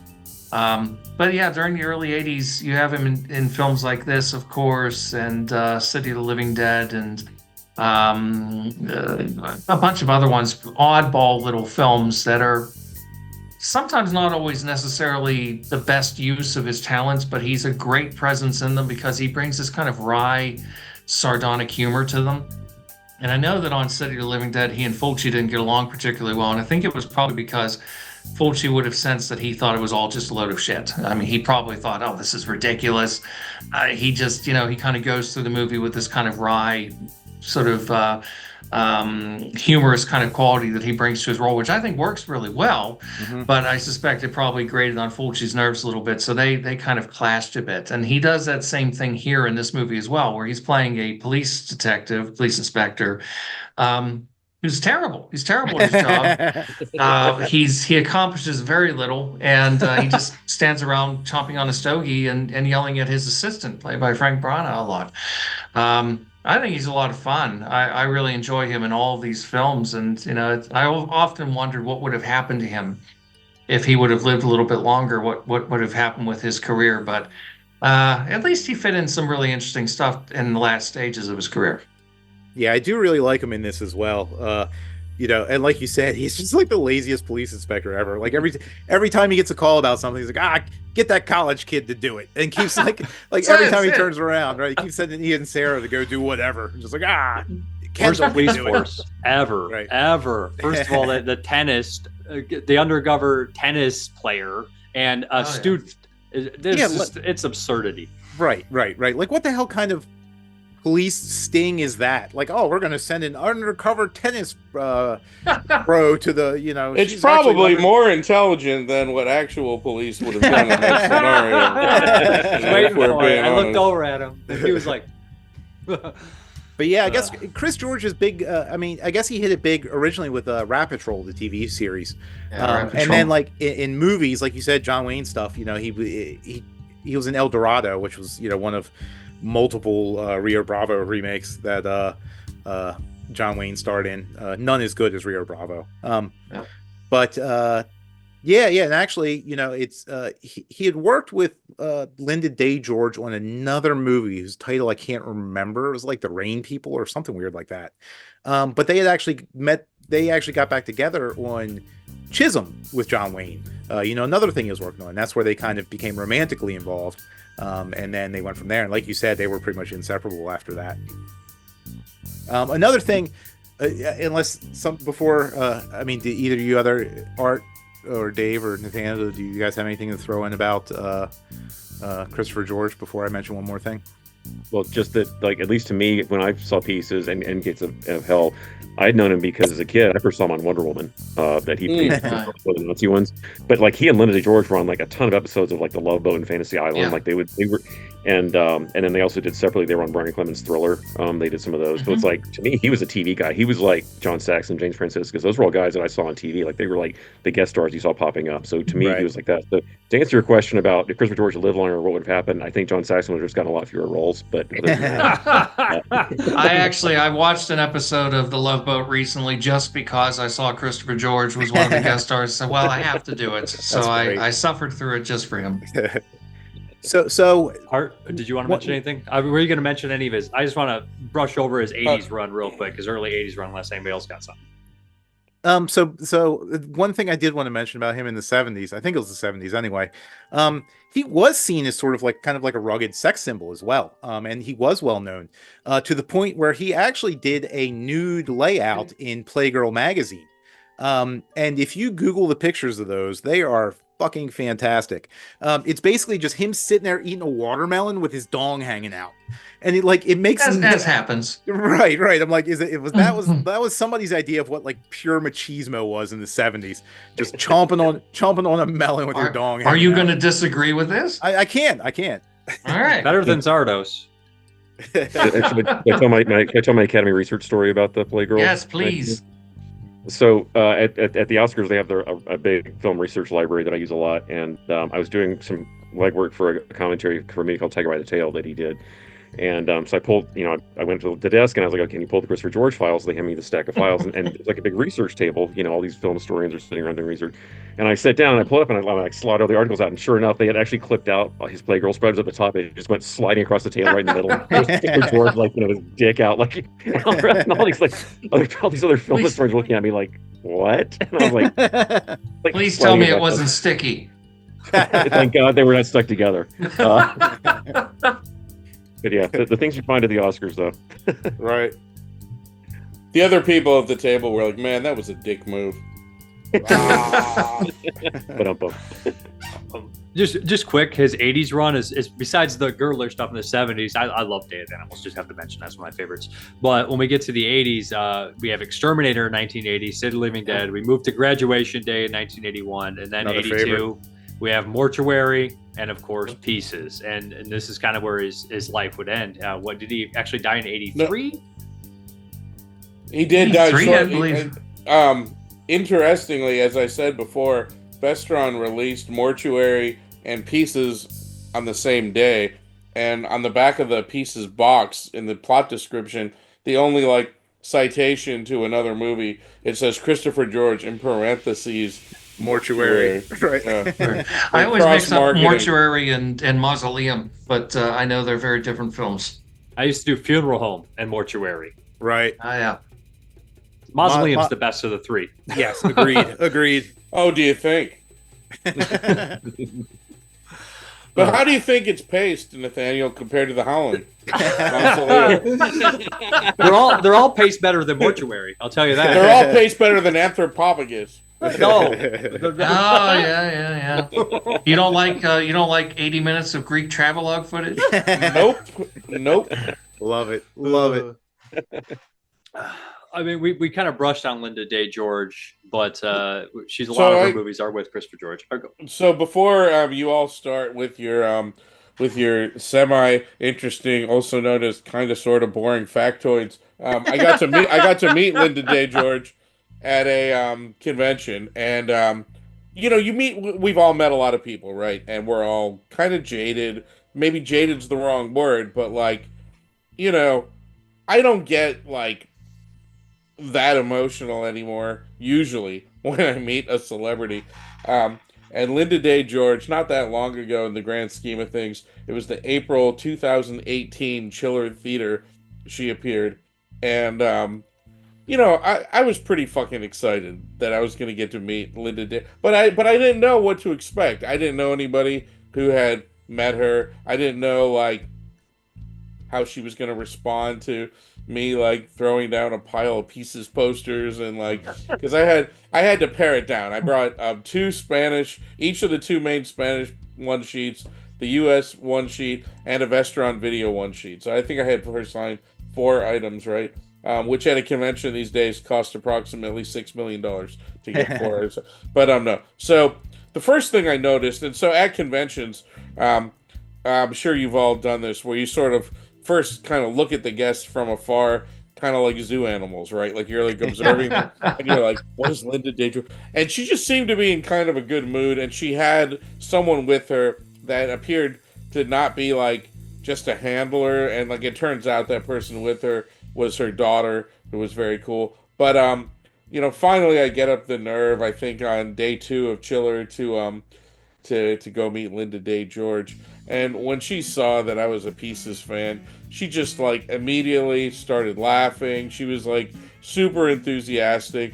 We got her to say bastard out loud. Like it just was a really fun fanboy moment. And like her daughter's really into Pieces and like shows it to all of her friends, and like it was really cool. And and she's like talking to me, like at first she starts talking to me like, my husband was in that, like, yeah, I know. and then like she just, I don't know, just was like, I think the whole thing is just a lark to some of these people that like a movie as zany. She said when she first saw it, she was just like, what the, like, she couldn't believe it, She even, I think her response to it was similar to like the average layperson who'd just be like, what the hell is this? Except in her case, it's more like, what the hell have I done? It's just like, but she was very enthusiastic and very charmed by my Pieces fandom, and like it was on the better end of a celebrity interaction. So I highly recommend, if anyone gets the chance at a convention, to go fanboy or fangirl on Lynda Day George. Do so. She's very accepting of Pieces fandom, and like and I went right to Pieces. I'm not going to talk. What else am I going to talk to her about? I mean, sure, she has a body of work, but the dismembered bodies of Pieces. That's what I wanted to discuss. Yeah, she was another big TV actress at the time. She started off as a model and kind of moved into TV. I guess her biggest roles was Mission Impossible. She was a semi-regular on that, did like, I don't know, 40 episodes or something ridiculous. And she was actually nominated for an Emmy and I think a Golden Globe for it. But then, yeah, like once her and Chris got together, like we said before, they kind of became inseparable. Now her role in this, basically every interview with anyone who made this film, they all say Lynda Day George had no idea how to play tennis.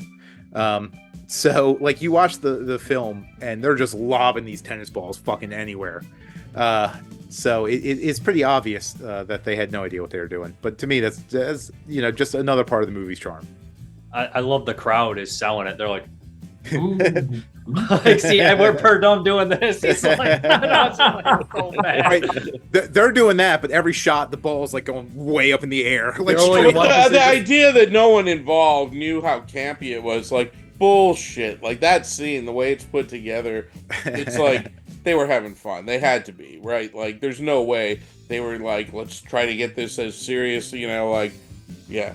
And I think those tennis scenes are just as interesting as the ones in Luca Guadagnino's I'm kidding. Those scenes were a bit more riveting, and that's an excellent film that everyone should see. Did I mispronounce his last name? I think I did. Oops. Doesn't matter.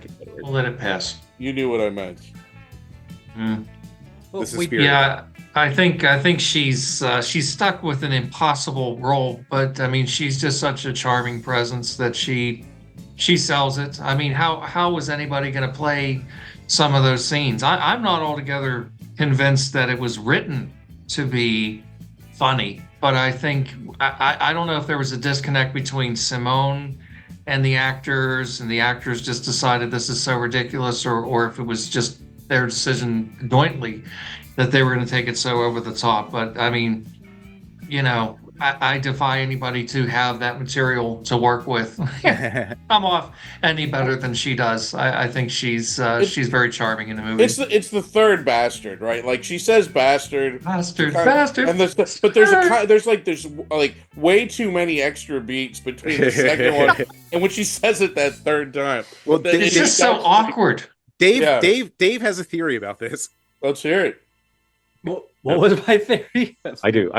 Nathaniel has a theory. I have the theory. Look, I knew I was talking to somebody recently who had a theory. Yeah. No, if you watch the bastard scene, I have a theory about why that scene is the way it is, because again, as you said, there's like just too many awkward beats. I think what's happening is she's supposed to come out and be like, killing her, bastard. And you could tell like either the AD or somebody's like right off camera and they were like, one more time, Lynda, a little more. And she's like, bastard. And then there's like a beat, like, one more time, one more. And they just forgot to cut it. Like it's literally and they kept it going. You can tell. Like it's three continuous takes on camera. That's all it is, and that's why it's so amazing. Like I so hope the Oscar clip. Right. Yeah. Well, sometimes when I've been hanging around with people who did dubbing or a lot of ADR or appeared in some of these bizarre Euro films, some of them you always wonder when you're watching the final product, like how did they not make corrections? How did they let some of these lines slip? And some of these people are just super eccentric. Like Jaretta speaks like a dubbed character in real life. Like, and I've said this to her. Like instead of saying like, are you ready to go eat? She'll be like, would you rather then go to like just like the inflections, like not how a normal person speaks, and I'm not saying that to be offensive. Like Jaretta is wonderful and a very cool person, but she does have an incredibly strange cadence to her voice and method of speaking that's like, oh, she speaks in dub speak like in real life. I think some of these vocal artists too also just had a sense of humor, and sometimes they like to smuggle jokes in. I mean, David Warbeck used to like to smuggle jokes in on camera, which he does in The Beyond and some other films as well. So I think sometimes they like to play these little pranks, and if they could smuggle them in, that was fine. It was the same thing, because usually the directors of these movies had nothing to do with the English dubs. I mean, they really weren't involved, unless you're talking like major level like Sergio Leone or Dario Argento type productions. Usually most of this other stuff, they weren't involved. They were off shooting something else, and other people would be supervising the dubs. And I think very often that was the case. They'd just be like, "Oh, this is ridiculous. We'll just have a little bit of fun with it." Well, one of the most shocking examples of that I think I've ever seen, and hopefully it's the right movie that I mentioned.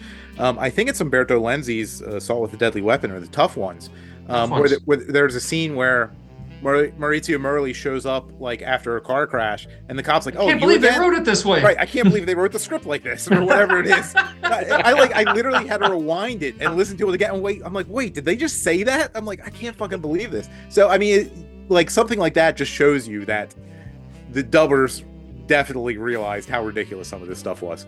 Mm-hmm. And we probably should mention Juan Piquer Simón in the interview seems, I don't know if it's one of these things where he realizes everyone's laughing at the movie, so he's like, yeah, I kind of meant to do that, or it's one of those things where he really was aware that it was a little bit ridiculous, and he said that he mentioned Grand Guignol like 90% of filmmakers do when they're talking about gore, but he mentions that, and he mentions the more ridiculous, the more fun, and I think that's kind of what he was getting at, and I can see that in here, because the gore is a little bit ridiculous in this movie. Well, the ending, like that is like, yes, it's a Carrie moment that was popular in that time, a jump scare at the end of a movie, but like, that's comedy gold. Like the audience, to grab the balls like that, right? Like that's gonna play well with any audience. Well, and it's such nonsense. Like it doesn't makes no like sense. there is nothing to set up that anything like that in the movie. It's not a nightmare. Right. There's no nightmares. There's no supernatural element. It literally is out of left field. Right. I'll tell you what, though, it's better than the ending of Nightmare on Elm Street. No arguments. It's better than the ending of like every fucking movie I've ever seen. The science of Freddy Krueger. No matter how much you think about it, it just doesn't make any sense. But so on the commentary track that Jack Taylor does, Callum Waddle keeps asking him like, "Oh, so you guys realized how silly this was, right?" And he's like, "Jack insists no." He's like, "No, we did it straight. We were doing a horror movie." He's like, "But you thought it was a little bit funny, right?" And he's like, "No, we made a horror movie." So I mean, it sounds like they were setting out to make a horror movie, and he was speaking for himself. He probably was, and maybe some of the others weren't. I mean, it's hard to say because a lot of people work on a film. Right. I don't know. Simón, it's one of those things where, everybody's laughing at his movie. So what does he do? Does he just get offended and get pissed off and storm off? Or does he do the, oh yeah, I meant it to be funny? Or is he going to do like Claudio Fragasso and say, oh, you people don't know what you're talking about? Right. At least on some level, Simón must have known that, because there's no way you accidentally make pieces and slugs the way that they are. I refuse to believe you could do that twice without having. I'm just imagining that slug biting that guy's finger up close. It's the best. Or those old people when they die. It's just so ridiculous. We should just mention. Let's go to Jack Taylor. I mean, he's got to be one of the kings of Spanish cinema. He's worked with all the greats. Not directed by Nash, but acted with him. Jose Larraz, Del Sorio, Leo Franco, Kleminski, Franco, all of them. He's worked with all of them. Seriously. Even bigger, like later he did a nice little role in The Ninth Gate for Polanski, that was such a I went to see that movie when it came out, and it's like, Jack Taylor, it's him. I can't believe it. And he's wonderful in it. So which is funny he's an because actor. I never think of him as being much of an actor, but then you see him in something like Ninth Gate, and you're like, no, he's good, right? He's a very good actor. He's a genuinely good actor. He's a very good actor. I mean, he was in 1492, but I can't remember if he got cut out or if he's in a longer version or not. I don't know. But the point is, he's one of those guys who does show up in big films every now and again. But we all know him and love him because he did all these like Jess Franco movies and weird sort of sleazy. Even going back to the 60s, he's in some of those Mexican Nostradamus films with Herman Robles that were, Nostradamus the Vampire series. Mm-hmm. He's in a couple of those, and then he did a bunch of Jess Franco movies, and I think he's a very good actor. He has an interesting kind of screen quality, something that can sometimes come off a bit sort of wooden, but given a good role and given a kind of interesting character to play, I think he really delivers, and he's treading the line with that here, because in this film he is the red herring. So he does come. It's kind of like his role in Red Rings of Fear, where he's just kind of, there's something a bit ridiculous about him, but at the same time he's playing it pretty straight, it seems to me. Mm-hmm. Well, one thing I want to mention. Oh, go ahead. Just 2 seconds. He's in a movie this year as well called The Icebox Murders, which involves him killing women and freezing them, which is very similar to Pieces, where the killer is freezing them. So, except it's one of the most boring fucking movies of all time. It's better paced than The Howling, though. His whole right. his whole disguise in the Icebox Murders is he puts on glasses. Yeah, and then he goes to the bar and he's right. like Work for Superman. Right? Nathaniel, Can I talk about the Icebox Murders just for a moment? I remember back in the day that I really wanted that tape. It was a hard to find tape. I'd seen it for rent as a kid, never rented it out of stupidity because I didn't know it was rare. And, you know, now that video store's not around anymore, I want the tape. I get the tape. It's a mogul tape. I'm so excited. And I start watching the movie, and I fall asleep. And it took me so many tries to get through that slog of a movie. And for years, Bruce is my witness. That was my frame of reference for, like, a boring movie. I'd be like, well, it's not as boring as the Icebox. Like, that was, like, the most boring thing I'd seen at that point. It's no Pencil Murders, I'll tell you that. Oh, I love Pencil Murders. Pencil Murders is Of course good. you do. Of course I do. I don't know if it's good. I liked it. I do not love I don't love Pencil Murders, but I like it. So speaking of Jack Taylor and the scene of "Don't touch that," you could have just ruined some evidence as his hands on a bloody chainsaw. So just to set the scene, they're outside of a pool. There is a bloody pile of body parts, a bloody chainsaw, and the police inspector says, "Could that have been done with a chainsaw like that one over there?" And Jack Taylor says, No. "Well, I'm not a pathologist, but even a layman could see it was done with this. I'd say it was elementary." Like that is the type of dialogue that we were dealing with. I also love that entire pool scene because the other red herring of the movie, Paul Smith, who I guess we'll talk about in a minute. I love when he comes in and everyone just starts trying to fight him immediately. And then and Ian Serra enters the scene with a fucking 2x4 and just breaks it over Paul Smith's back. Just like, because that's just what normally happens, I guess. Like, yeah. As in life. Right. Too good. Everything about this movie is fantastic. I love Jack Taylor's line where he's like, "I see you have insider information." I feel like he says that twice. I know he says it earlier to the secretary, and I feel like he says it to Lynda Day George too when she starts interrogating him. He's funny because he plays like a closet homosexual that the entire movie Edmund Purdom just basically keeps bringing up that he's single and he lives with his mother, trying to pin all the murders on him. That's so clear what he's doing. Coded. He's heavily coded. Right. And he's sweet. So that you know what they say about sugar. Right. So that pool scene also contains my single favorite shot of the entire movie, is when next to that pile of bodies, you know, the pathologists and the coroners or whoever are in there, and they bring over a stretcher, and one of them just picks up one of the body parts in a plastic bag very gingerly and tries to carefully start placing it on the stretcher. For some reason, no matter how many times I see this movie, that shot makes me laugh out loud every single damn time. I'm like, such joy. Nathaniel, do you want to mention anything, Jack Taylor? I feel you got cut off like 6 times. Oh no, Partially my no. fault. No, I was just mentioning if you haven't seen it, Red Rings of Fear has Jack Taylor with a perm, which is one of the most disturbing things I've ever seen. Yeah, check it out if you have. It's like you've never seen him anywhere else. It doesn't have him trimming his mustache in the nude in front of a mirror, though, like a female vampire does. The perm is way more unsettling. Gotta be nude to trim your mustache. Those are both memorable moments, though. Memorable attributes in the annals of Jack Taylor. Do we want to talk about Paul Smith for a minute? Yeah, I think we only got Purdom and Paul Smith, and we could mention Frank Braña, but let's do Paul Smith. Right. Frank Braña, yeah. And Ian Serra, don't want to forget him. Yeah, the man of the hour. So Paul Smith was he was born in Massachusetts. Got into stage work in college in addition to obviously doing football. I mean, he was like 6'2" and like 300 pounds or something ridiculous. Dude's a beast. And while 6'2" might not seem that tall to people like Troy and Nathaniel and Dave, to me in art, that's giants. Dude, any photo I've taken with any of these 3 dudes, I look like a fucking midget. There's a picture of me and Troy where I'm like up to I'm at his waist. You're like the little imp. Yeah. Right. I think Troy's the tallest of the 3. Anyway. Every time I see Nathaniel and go give him a hug, I just get a face full of boob. It's just like come on. I think the only Nathaniel's picture Art has with me is a really terrible picture that was in the lobby at Cinema Wasteland at 4:00 in the morning. You should just delete that picture. It's a bad picture.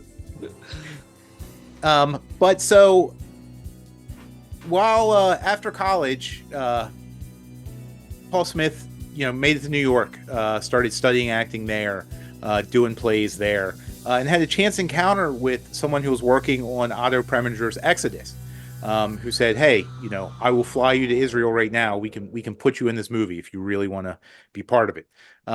So he did, was part of it, and loved Israel. Ended up staying there for a while, making a bunch of Israeli films. Before then, kind of stretching out a bit, he went over to Italy and started doing a series of sort of Bud Spencer, Terence Hill ripoffs with a guy named Michael Cody.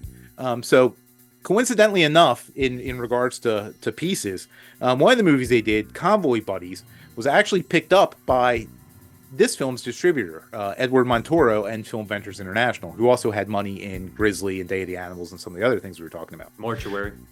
Yeah. But one of the things that Montoro did was change the names on the poster from Paul Smith and Michael Cody, since it was a Bud Spencer and Terence Hill ripoff. He changed the names to Bob Spencer and Terence Hall. So of course, that exploitation at its finest. But Paul Smith saw that and he's like, no, so he actually sued Film Ventures International, saying that, hey, I'm an actor and having my name represented properly, that helps build my brand. It's like, you can't just do that. And he actually won the case.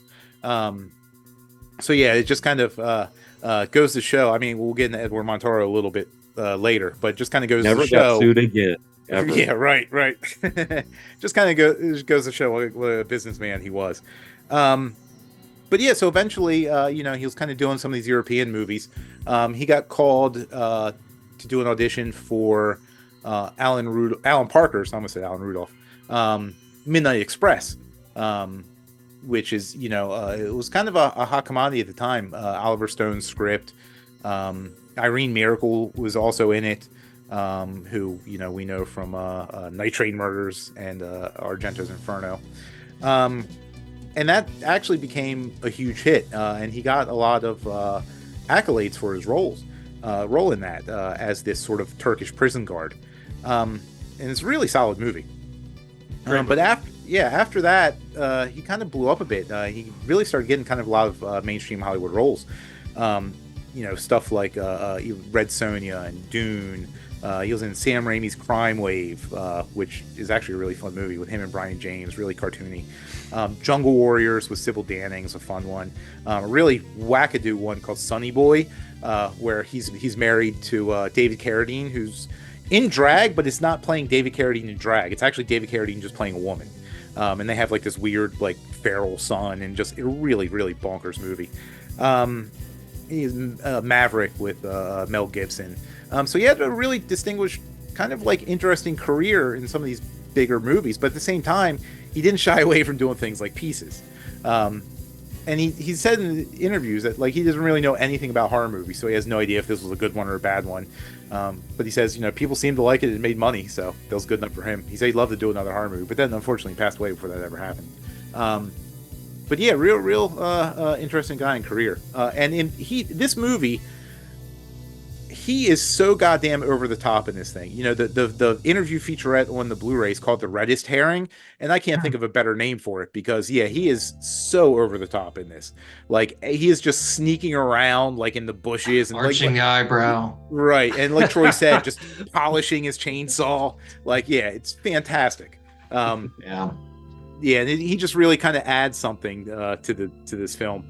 Well, he never did another horror film, but I'll tell you, his prison guard in Midnight Express is about as horrifying a character as you would ever get. So maybe he didn't get to do a proper horror film after this, but that's okay. He earned his street cred with that one. I mean, he was definitely one of the actors I knew from this film. When I saw the names on the box, I was aware of Jack Taylor, I was aware of Christopher George and Paul Smith, because as Bruce said earlier, Bluto for Robert Altman, Popeye, which is one of those films that I haven't seen in probably 35 years, maybe closer to 40 years, that I loved so much as a child. I'm afraid to look at it again because I loved it so much then, and I just don't know will it hold up or not. But yeah, he was the perfect casting for Bluto. He was. Yeah. That movie came out when I was 5 years old, and like you, Troy, I had not revisited it until about a year ago. And it's an odd movie. You know, that's all I have to say. It's a was a lot very of strange drugs. movie. Side note: next year, Popeye becomes public domain, which like we already have Popeye. What is it called? Popeye the Slayer Man. Yeah. Slayer Man. And hopefully we do better than we have with Winnie the Pooh. Blood and Honey movies. Although in the second one, when Winnie the Pooh, before getting shot in the head, says, "Oh bother," I did laugh. That was the only thing in those two movies that got me. I'm like, I might have to watch it now. You don't. You really don't. But the second one's better than the first, which is not saying much. I could probably still sing every song from Popeye. Just based on how many times I watched that as a kid. And that's what is Harry Nilsson or Paul Williams who did the score for that? Harry Nilsson. Yeah. And Paul Village Fontana is still put him on. standing, supposedly. Yeah, in Malta. Malta. It's like Malta. it's like a tourist destination. I want to take a trip there sometime. No, it was a massive film shot by Giuseppe Rotuno, and had all these big names involved that I had no idea who they were as a kid. I just I loved it. I loved it so much, and yeah, it's one of those like I look at it every now and again. I think I really want to look at this again, but I'm so afraid. It's a weird movie. Like I don't know that I enjoyed rewatching it or didn't enjoy. The whole time I was just kind of baffled. I'm like, it takes a lot to baffle me film wise. Well, and that's the thing, seeing that as a kid, no idea who Robert Altman is, and later in life, when I was, I'm exploring different directors and different genres, going through a Robert Altman phase, looking at his filmography, I'm like, wait, what? Yeah. Like, but it kind of fits, that sort of like muttered dialogue, the overlapping dialogue. Like, well, he's well known, he's revered for things like MASH, of course, but let's not forget he also made Quintet. So he's capable of making these really super strange movies too. Right. Bringing up one. Oh, go ahead, Nathaniel. I was gonna say, even as a little kid though, when I was like 8 or whatever, seeing Popeye in the theater and Under the Rainbow, both those movies, I was like, these were made by people on drugs. Like these are hobbies. Well, I didn't even. Yeah. Well, our generation with like some of the shit. Like, do you remember the kids show, the New Zoo Review? Like, I mean, like, talk about drugs. The Electric Company. Great Space Coaster is one that I remember. Oh my God! Yeah. Gary Gnu. Now the news with Gary Gnu. Right. I had a Gary Gnu doll as a child, so there you go. I had a folder for school, Gary Gnu.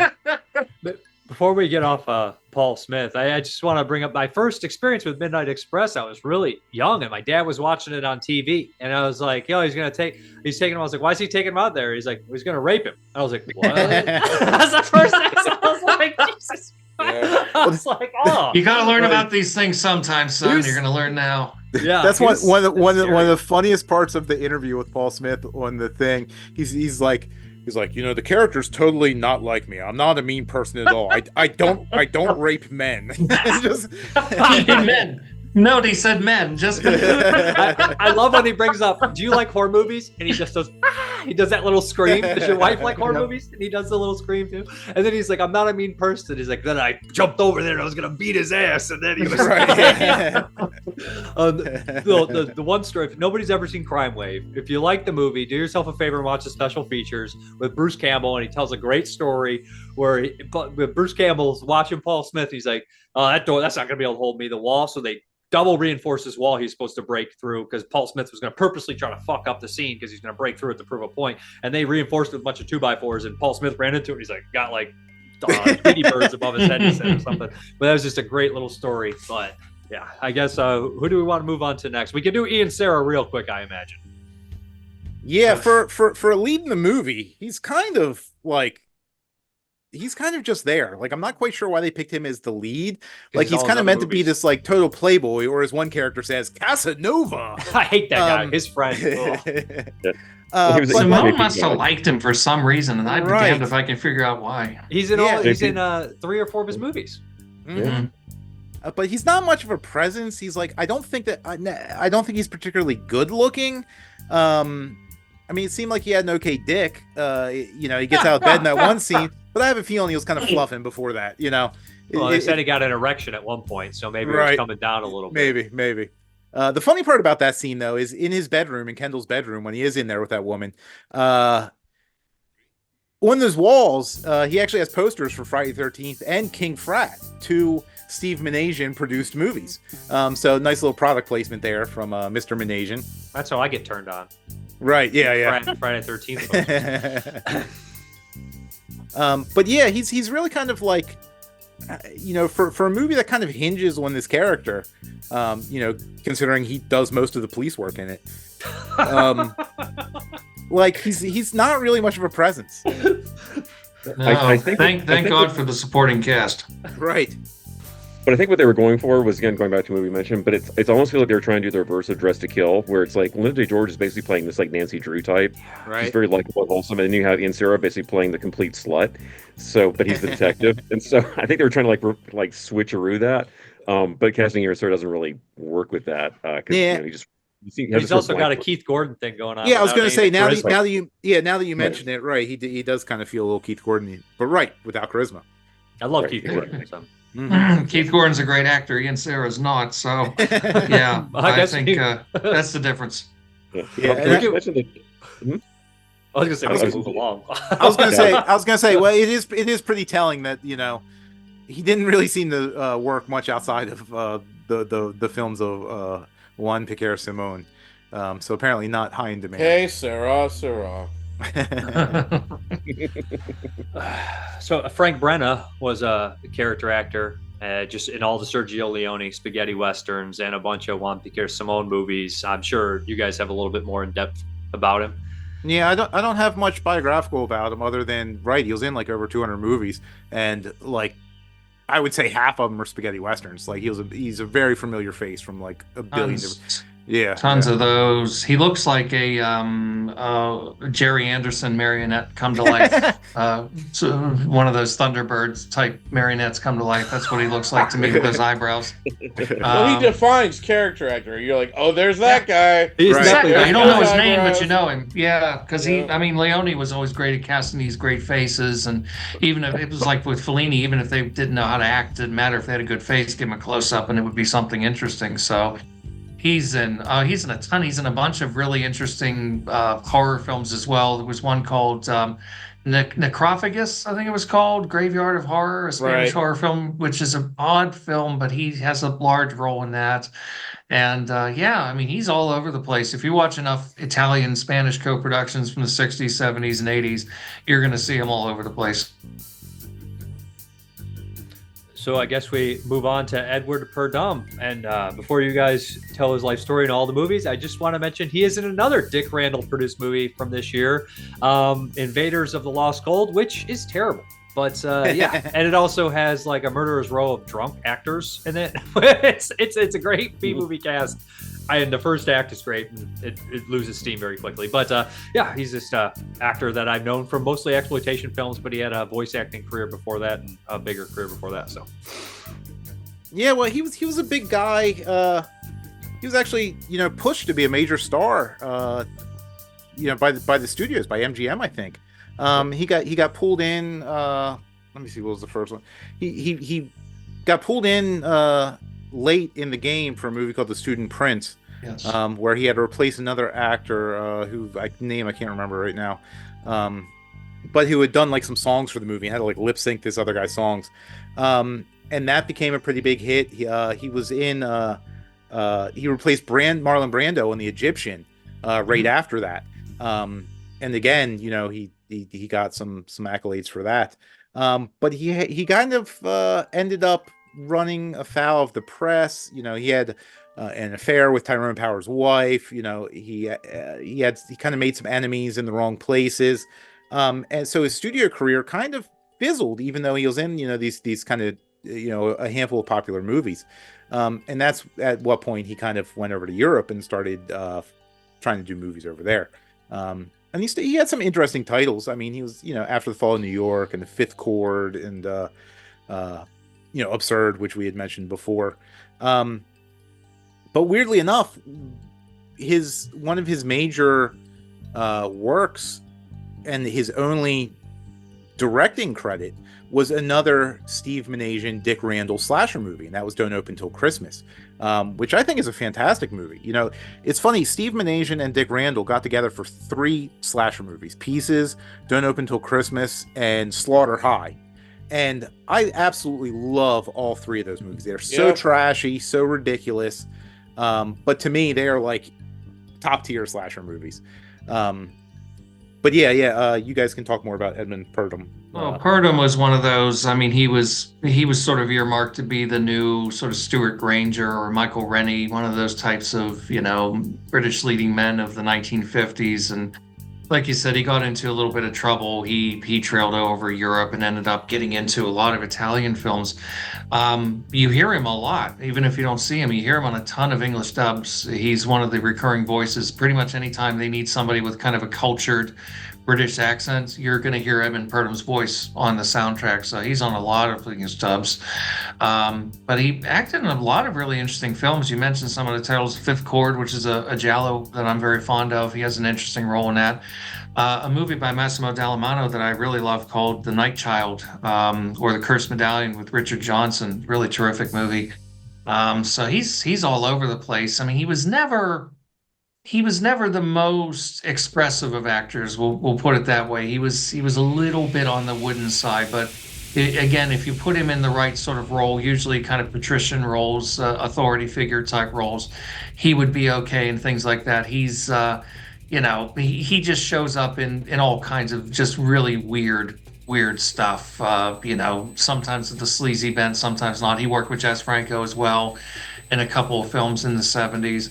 So he was one of those kind of what the British call jobbing actors. You know, if the money's there, I'll be there, and he would do them. And sometimes he was effective. Sometimes he kind of disappears a little bit into the scenery. But he fits this movie really well because he's playing this kind of repressed, vaguely sort of fruity sort of authority figure who gets to have a great sort of freak out at the end. And that's where he really comes into his own. I mean, if you want to talk about great moments in the film, when we get to the ending with him, that's his opportunity to kind of cut loose. So he's a little less constipated at the end of the film. Whereas in a lot of the film, he's fairly stiff upper lip and fairly, a bit colorless. But he has that very cultured kind of voice and delivery, and again the way he accentuates the name Willard, the way he says that Willard, it's just it's very fun. If you want to see Edmund Purdom's he had a really strange early career in Hollywood, though. I can see why he didn't take off, but he starred actually in the most psychotic MGM musical ever made.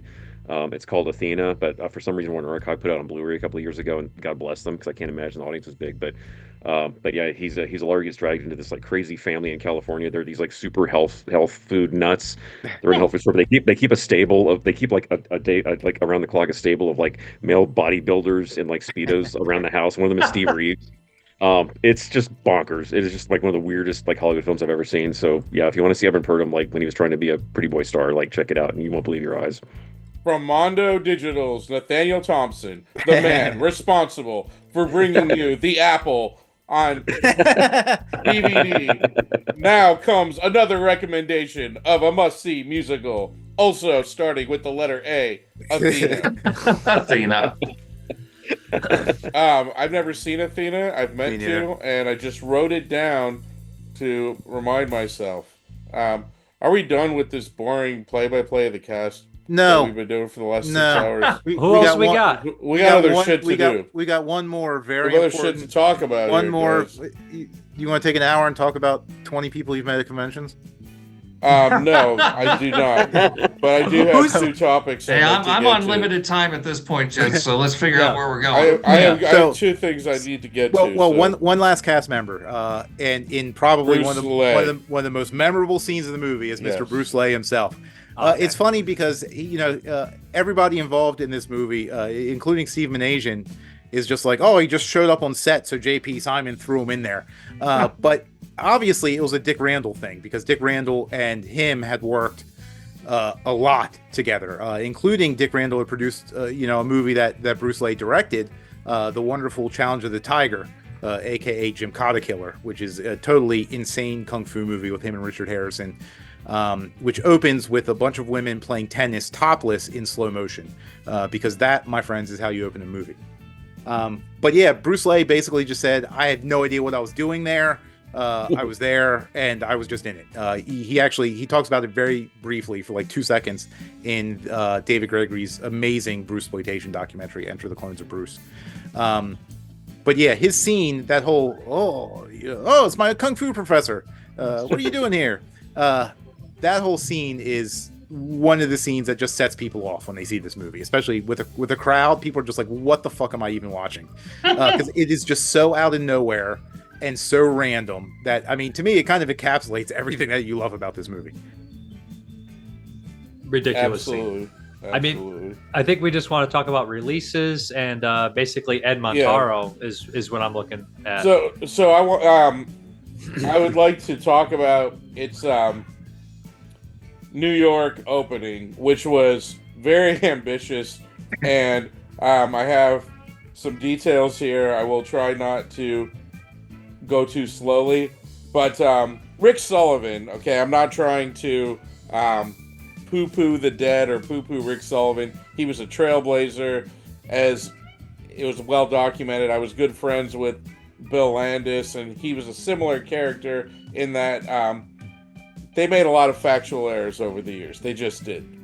Trailblazers, if they didn't do what they did, who knows where we'd all be today.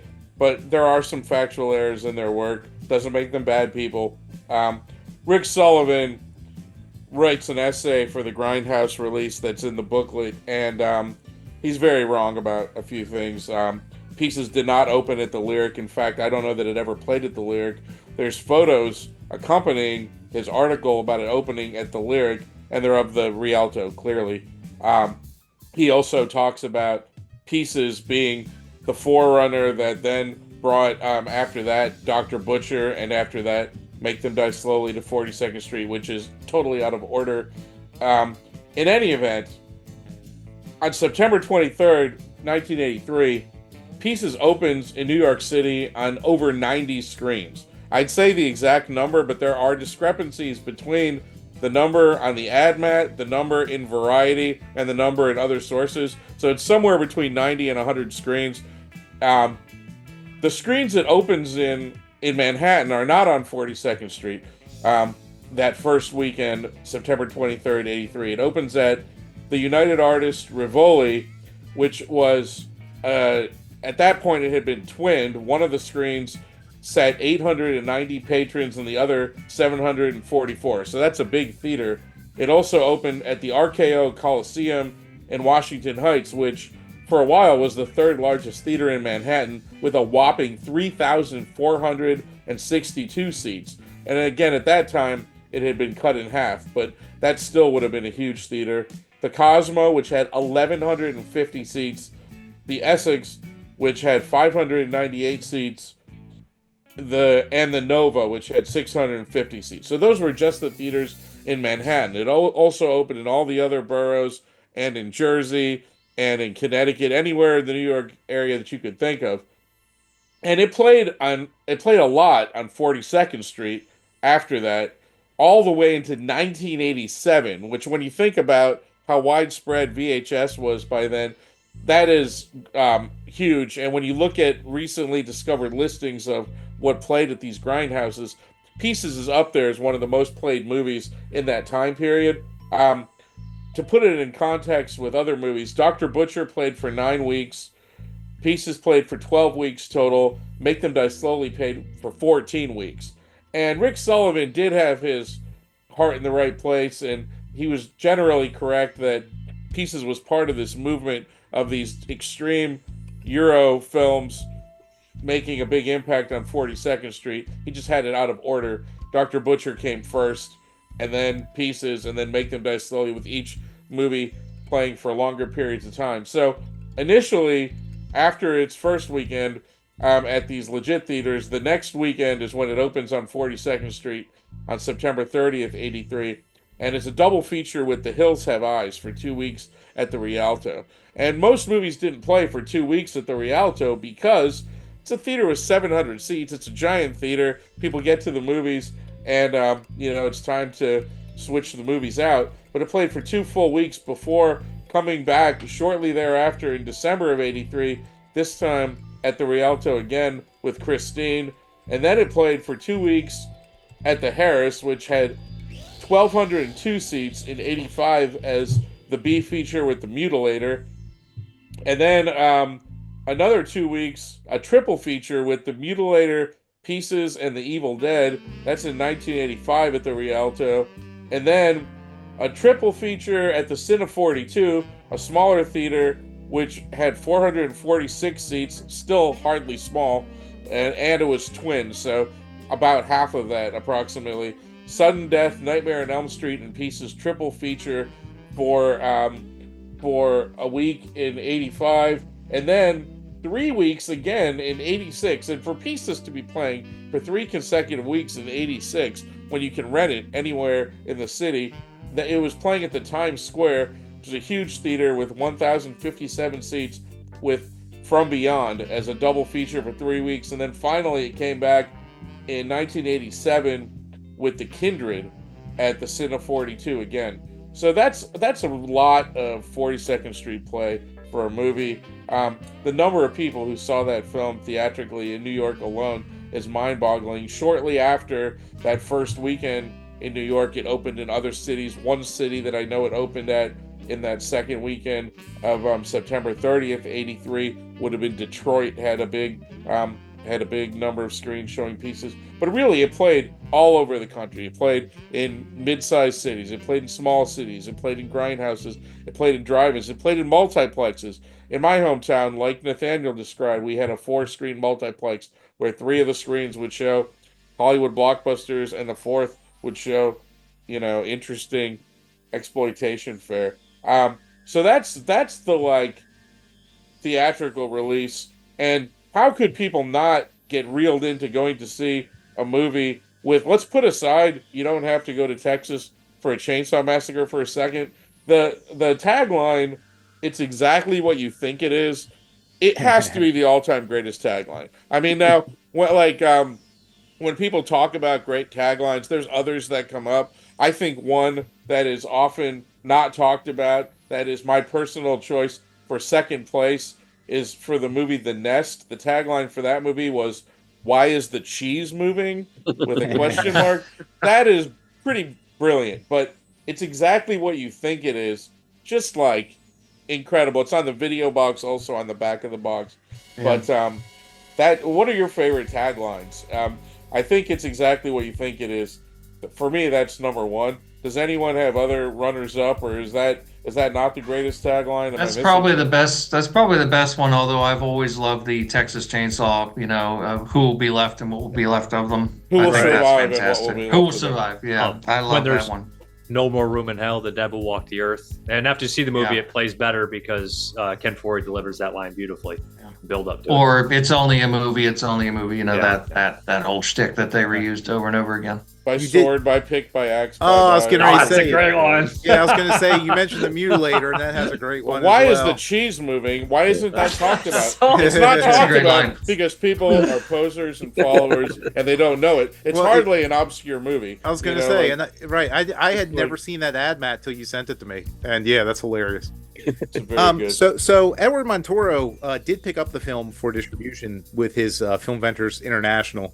And there's actually an article in an issue of Fangoria from 1983 interviewing him about this film. And basically he said he watched it and he wasn't really sure about it. He said, it's kind of ridiculous. It's not really quite not really quite the thing that I put out. And Steve Minasian was like, no, play it for a crowd and see how it does. So he basically, he ran out of the theater, he put this thing in there, and he said they went nuts. He said the people went absolutely insane for it. So he's like, all right. He's like, I'll pick it up and we'll do this. And that's, sort of where he came up with that tagline. It's exactly what you think it is. And it was actually the first film that Film Ventures has ever released unrated. Everything else of theirs had been, kind of standard R fare, but this one they said, that it has to be full strength. You can't cut this movie and expect it to have the same reaction. That article, just for the record, that's in issue 31 of Fangoria, pages 58 through 60, and It's a Fangoria really did help spread the word also about that movie, for sure. Yeah, and it's funny. I mean, the movie made a ton of money. You see clips from like Variety and stuff. It made, it was making close to like $1 million a week. It opened at 5th at the box office in its debut weekend, and that was like New York alone, basically. What's fascinating, right, is when you see the per theater averages for some of these exploitation movies, like Make Them Die Slowly at the Lyric, they would take out full-page Variety ads. It was making like 6 figures a weekend at one theater in New York. Today, like the best art house openings, if they do make that in New York and LA per screen average, they're on multiple screens in a theater, and the ticket prices are way more, like adjusted for inflation. And who knows how much the tickets were? They were not a lot, Well, they just made hand over fist. These theaters were huge, Yeah, and the reviews were scathing for Pieces. You read a couple of them. There was one that I looked at that was basically warning people away from it just in case they saw Christopher George won the marquee and wanted to see it. He's like, just don't. There's another one that has a line in it that says "Pieces is feces," which made me laugh very hard. But yeah, the fact that reviews were completely negative, yet this movie made money hand over fist is crazy. It also got the Maniac treatment. They said a lot of women's groups attacked it, and they even made fun of that, and they said they should have picked a better movie to attack. So, so yeah, its legacy from that point is, as far as I'm concerned, cemented.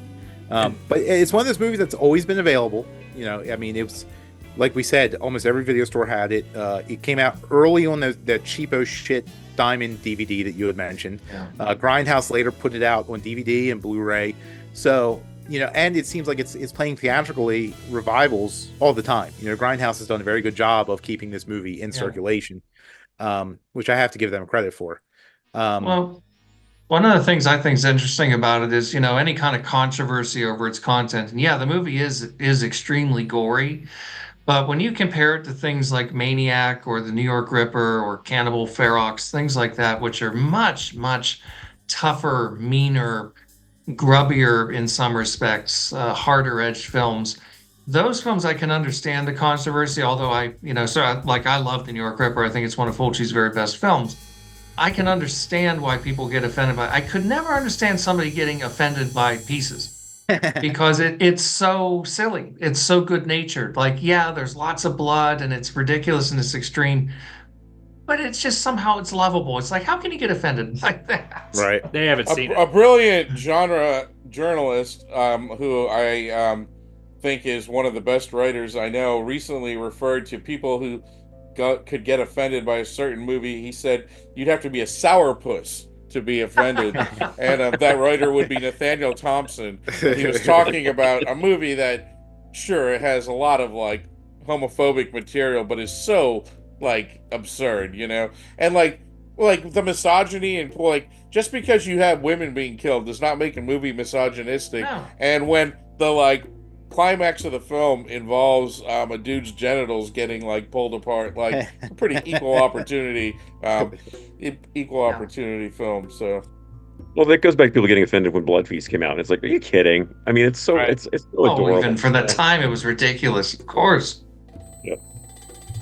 Yeah, I don't know. I can't being morally offended. Look at the video nasty list. What the hell was something like even Cannibal Apocalypse doing on there? No. Right. I mean, that movie's got a couple of really gruesome bits, but come on, really, you're going to get offended by that? It's not children who need protection. It's adults who actually think that a work of art can like impact people negatively. Those are the scary people in our society. My favorite.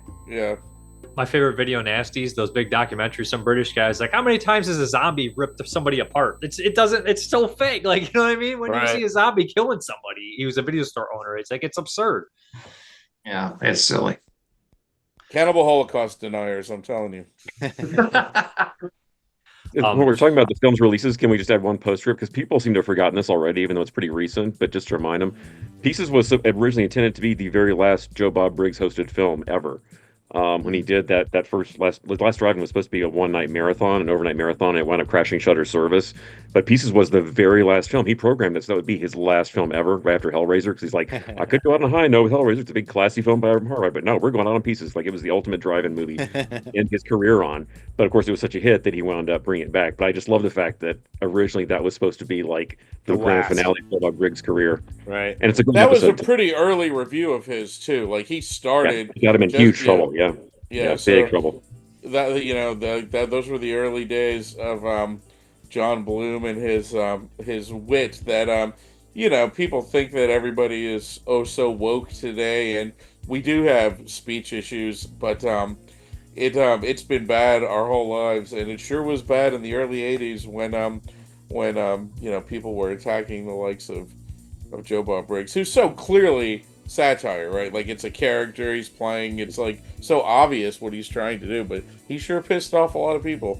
Well, that whole thing he got fired for was the that "We Are the World" parody that he published. We are the weird. We are the weird. We are the starving.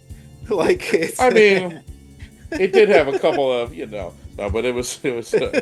I still remember the lyrics because why wouldn't I? But right. yeah. Before we end this, do we want to just mention probably one of our favorite scenes, one of our favorite lines? Because I think like we didn't sell some of the scenes enough. I don't think. All right. So, all right. I'm ready. I'm ready for both. Right. So one of my favorite scenes that I forgot to mention earlier, besides the bit that makes me laugh every time of the guy gingerly putting the body part on the stretcher, the dude getting onto the elevator trying to hold a chainsaw behind his back is also one of those things that makes me laugh every time I see that goddamn movie. I mean, that had to be pointed out to me. I didn't think there was anything weird about that at all. Oh, okay. It's so funny. And then the line of dialogue that made me laugh really hard when I was rewatching it to prepare for this, because it's not like I haven't been preparing for this episode my entire life by watching Pieces dozens of times. I had to watch it one more time. The scene where Jack Taylor comes out of somewhere after some murder, and Christopher George is like, "Where did you just come from?" And he's like, "What?" And he said, "Where did you just come from?" Like, for some reason, that struck me as so funny this time. Like, God, this movie's I was just upstairs fucking in the great. library. Good. Troy, Who's next? Well, I mean, I don't. Oh, go ahead. Well, no, I mean, is there really any dispute that one of the most amazing lines in this is that the most beautiful thing in the world is smoking pot and fucking on a waterbed at the same time? The most beautiful thing in the world Cannot is get better than smoking that. pot I and included that. I fucking on a used to waterbed. make these mixtapes. I still have all my AV equipment hooked up to one receiver, and there's a cassette deck. And I used to make these mixtapes, and between the songs, I would include funny lines from movies, usually dubbed lines. And that was on a mixtape I made years and years ago. So I would hear it like daily in my car, that line. That wasn't your answering machine message? That was not my answering machine message.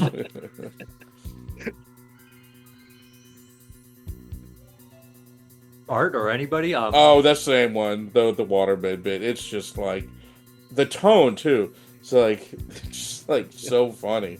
It just cracks me the fuck up. And I mean, followed by, where is it? What are they? Like, when he's talking to Jack Taylor. The other one that actually made me laugh a lot. Right here. During the most recent watch is when Kendall's doing all the police work in the library with Frank Braña. Like, they're looking up these research files or whatever. They're looking through all these old whatever the fuck they're doing, and Christopher George calls him on the phone. And Frank Braña's like, oh, yeah, I'm really getting worn down here. And Christopher George's like, well, take some uppers or something. Just tells him to take drugs. He is a really bad cop. He really is. He really is. As opposed to what cops? Touche. But the one line that got me, and I don't even know why, it's not the funniest line in here this time. I was watching it, and like they have that dumb the song playing. I can't think of the classic song, whatever, playing really loud. Right. And they're trying to get in the door, and then Paul Smith, because he looks so ridiculous the whole movie, he's wearing like that same fucking outfit the entire film, and he's like, "These aren't my keys." And I just was like, he's like, "Don't touch them. We gotta dust them for fingerprints." He's like, "This is so fucking stupid." It's like people trying to be cops and don't know what they're doing. He's like, "These aren't my keys." That got me. And I should mention, the waterbed is like from a different movie. I mean, the kills in this movie are amazing, all of them. The waterbed is really top notch. Yeah. Oh, and we got to say, well, Bad Chop Suey also is an amazing line. Right. Yeah. Next thing I know, I am on ground. So. As embarrassing as your grandfather ordering Chinese food on the phone. Anybody want to say anything else before we get out of here? Plug anything? It's just one of these pieces, like Bruce and I were talking the other day. You almost forget how incredible it is. You know, the older I get and the more overwhelmed we get with all the movies coming out and all the movies we didn't watch that have been piling up in our respective residencies. Not everyone can be as organized as Nathaniel and have it all in one filing cabinet. Most of us are like stepping over piles of shit.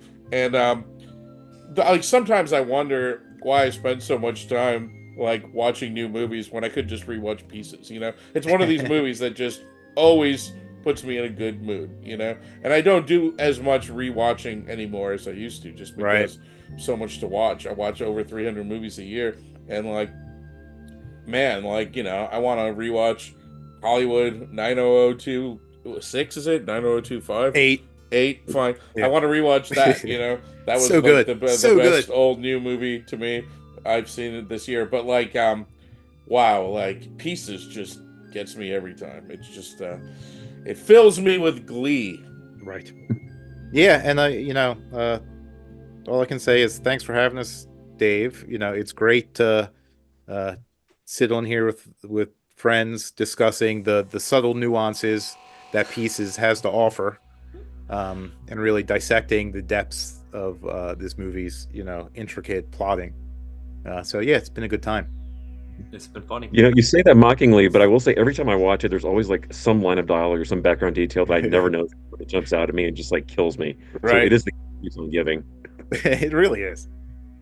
Well, I appreciate you guys doing this. If anybody wants any plugs, or I can just leave all the links in the description box. When can we do like the Best usual. of 82 episode? Because I can't wait to hear how wrong you guys are. And I'm going to rewatch a couple of movies that I talk a lot of shit about just to make sure that I'm not wrong. I promise I will do that.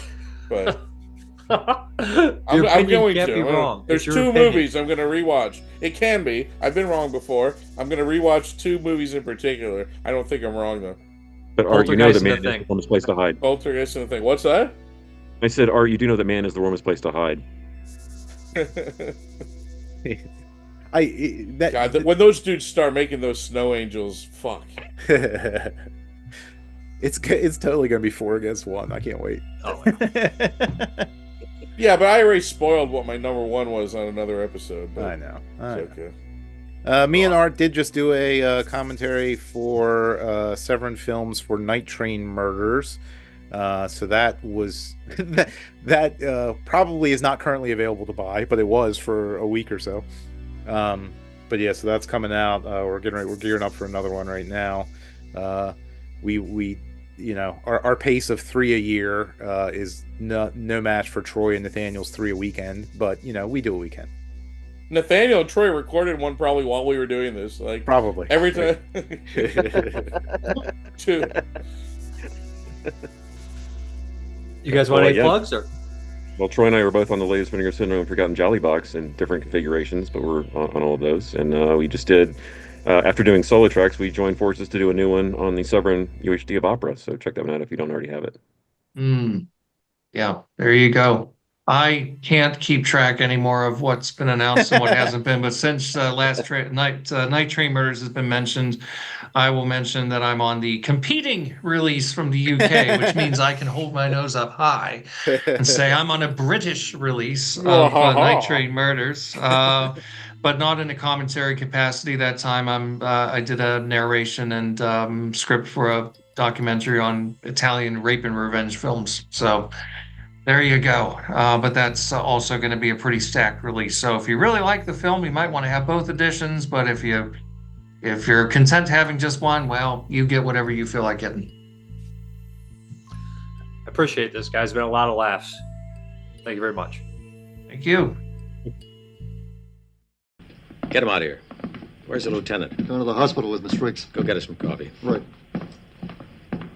Well, Kendall, how's it going? My heart's beating again. Still want to be a cop? Are you kidding? Come on, it's time you got some sleep. Don't brood over it, kid. Let's go. Hey, my jacket.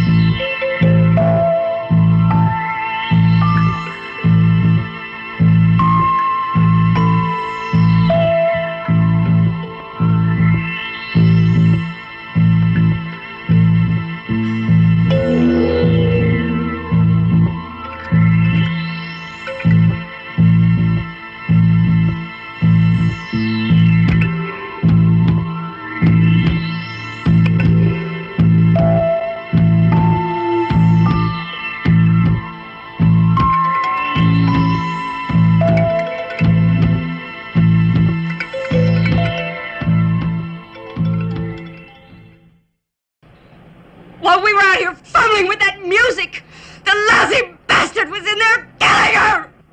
Bastard!